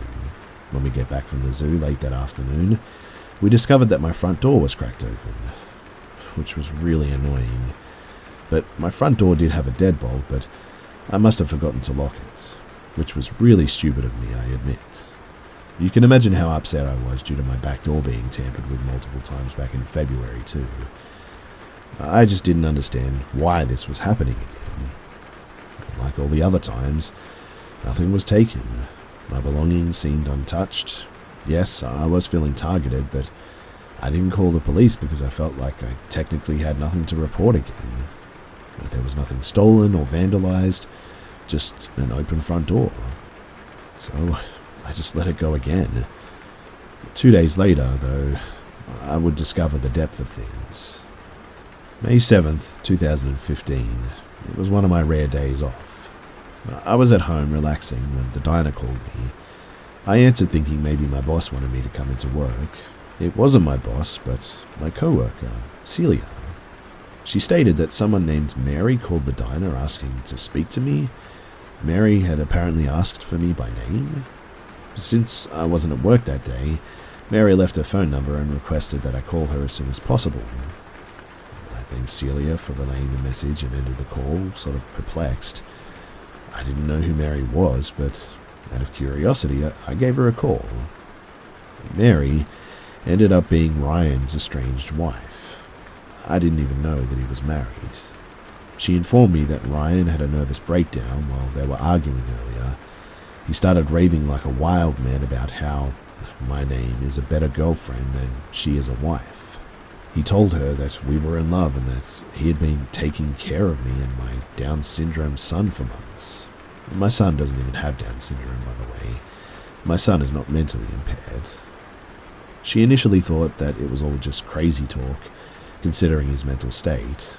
He mentioned where I worked, though. He said that we were going to get married. He said that I had asked him to adopt my son. He said that he was going to run away with me in order to get away from her. He even told her that he had started visiting after following me home one day. And when he said that, Mary knew that something was very wrong. Ryan had somewhat of a history with mental issues, and Mary was used to him weaponizing things to hurt her feelings during arguments, even if those things are lies. But she said this time was different. She knew that he had started frequenting the diner, and red flags went way up for her when he admitted to following someone home. So she decided to call the diner to see if anyone by my name worked there. When Celia confirmed this, Mary perceived the possible danger and she left me her name and number, requesting a call back. Obviously, my head was spinning at this point. While things were finally starting to make sense, I was still gobsmacked. At one point in the conversation, Mary mentioned my grass being mowed. Yeah, Ryan even flaunted the yard work that he did for me in her face. It was all very strange and very surreal. Basically, Ryan had been obsessing over me for months. He became delusional and had created a whole relationship between me and him in his mind, and it was all just in his head. And obviously, he was the one that was breaking into my home when I was gone. The visits, as he said. Why he did it? I still haven't pieced that 100% together. Because, he never took anything. I imagine that he was mowing my grass because that was his little way of taking care of me. Anyway, by the end of the call, I decided to go to the police department in person to file a report about Ryan. I thought at the very least that this is harassment and I needed to document it. Maybe I could get a restraining order after all. Mary offered to provide an official statement to the police as well, to which I thanked her. The PD took our statements and the harassment complaint was filed. Although I couldn't get a restraining order based off my statement alone. I had no proof after all. The officer did assure me that he would personally go and talk to Ryan. I then went straight to the diner to inform my boss, Chase, of the situation. Now, Chase took this very seriously. Just that morning, a third shift waitress actually brought up to Chase how a man came into the diner very early, around 4 a.m., and this man was trying to get her to tell him which days that I'd be working that week. She told Chase that it made her uncomfortable, so when I told Chase about Ryan, he went back and looked at the cameras from that morning. And sure enough, the man that was bothering third shift for info about me was Ryan. So Chase initiated the process through corporate to get a permanent ban on Ryan from the diner. It was approved at a later date. Now, I was scheduled to work the following day, and obviously I was nervous throughout my entire shift. But thankfully, Ryan didn't show up. Nor did he show up the following day, or the next day after that. All was quiet at home as well. The officer showing up at Ryan's house to speak with him must have spooked him enough to stop. Weeks, then months went by, no Ryan in sight. No vandalism at my home, no mysteriously mown grass, nothing. My life had gone completely back to normal. But things changed again in October. October 5th of 2015. It was around 8 p.m. My son Chris fell asleep on the couch while watching a movie. I dozed off as well until I heard a very light knock at my front door. I then walked to the kitchen and looked out the only window that faces my driveway. There's no cars there except for my own. So I figured that the light tapping that I heard at my door was either just the TV or my half-asleep brain playing tricks on me. I then returned to the couch and started playing a game on my phone. About 5 minutes later, though, I heard a few light knocks on my door again. This time, I was wide awake, so I knew my brain wasn't playing tricks. So I walked back over to my kitchen window to double-check the driveway to see who was there. Again, my car was the only one in my driveway. And right as I go to close the kitchen window blinds, loud knocking suddenly erupts at my front door. And I mean loud, angry banging. I guess my instincts kicked in and I sprinted to the couch, scooped Chris up into my arms and ran down the hallway to his bedroom. I did the only thing that I could think of in that fraction of a moment. He was groggy and confused, but he listened to my instructions. Get under your bed, stay under your bed, and don't come out until I tell you to. I then ran to my kitchen and grabbed a knife while dialing 911. I actually screamed at the door that I was calling the cops in the hopes that it would scare whoever this was away. I positioned myself at the end of the hallway which connects my son's room to the living room. This way I'd have a clear view of both the front door, in front of me, and my son's bedroom doorway, behind me. As the operator picked up my call, the banging on my front door was getting even louder. 911 said that she was dispatching police right away. She instructed me to stay on the line until they arrived. About 12 minutes into the call, the banging got even more violent, rattling pictures off the wall. I thought for sure, too, that they were about to break my door down at any moment. 911 asks me where I was located in the home, and I told her. She asked me if I could hide somewhere. She told me not to put myself in danger. And in that tiny moment, I felt enraged. Heck no, I'm not going to hide. I'm not taking my eyes off my son's bedroom under any circumstances. Where are the cops? I said. And besides, I lived in a small trailer, and the only hiding place for an adult is like in my bedroom closet. I'd easily be found, so I just erupted over the phone. Look, lady, I'm a single mum. I have no man, no gun, and no place to hide.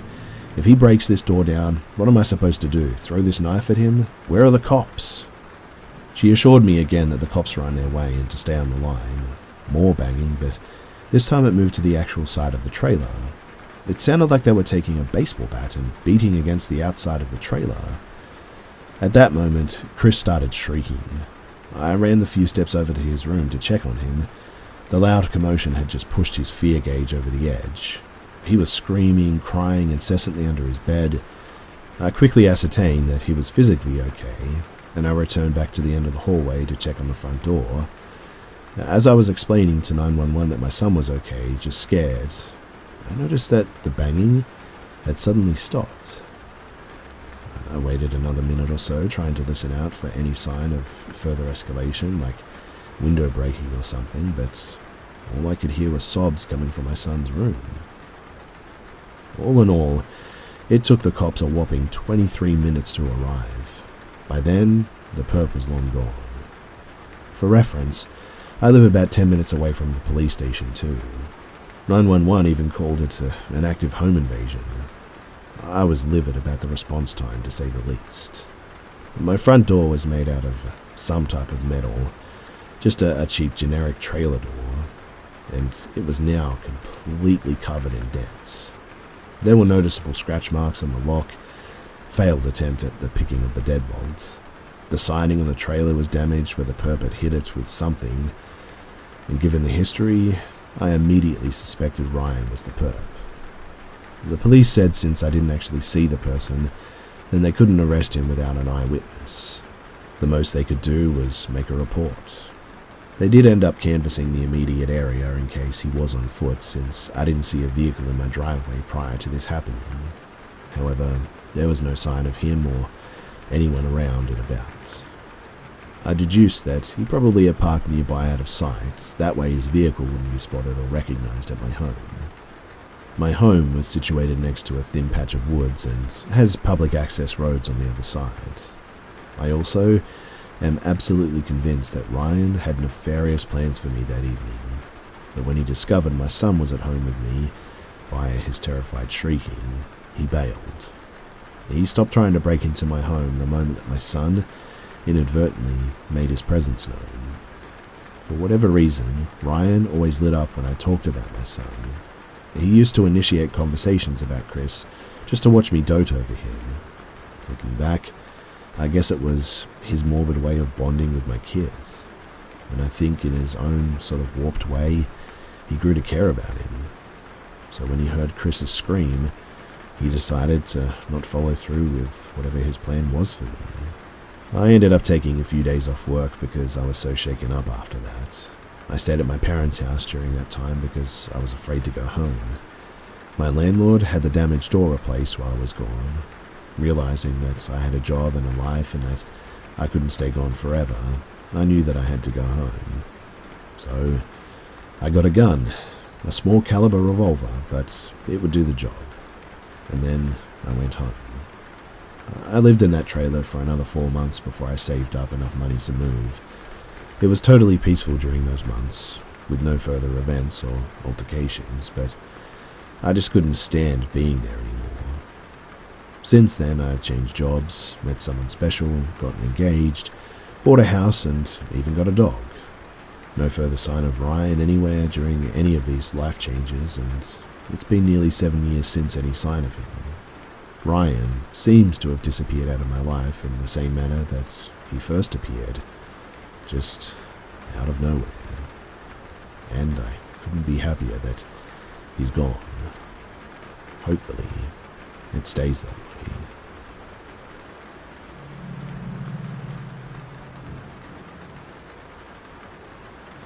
So, I'm wondering if anyone has seen the people with unworldly large smiles or mouths.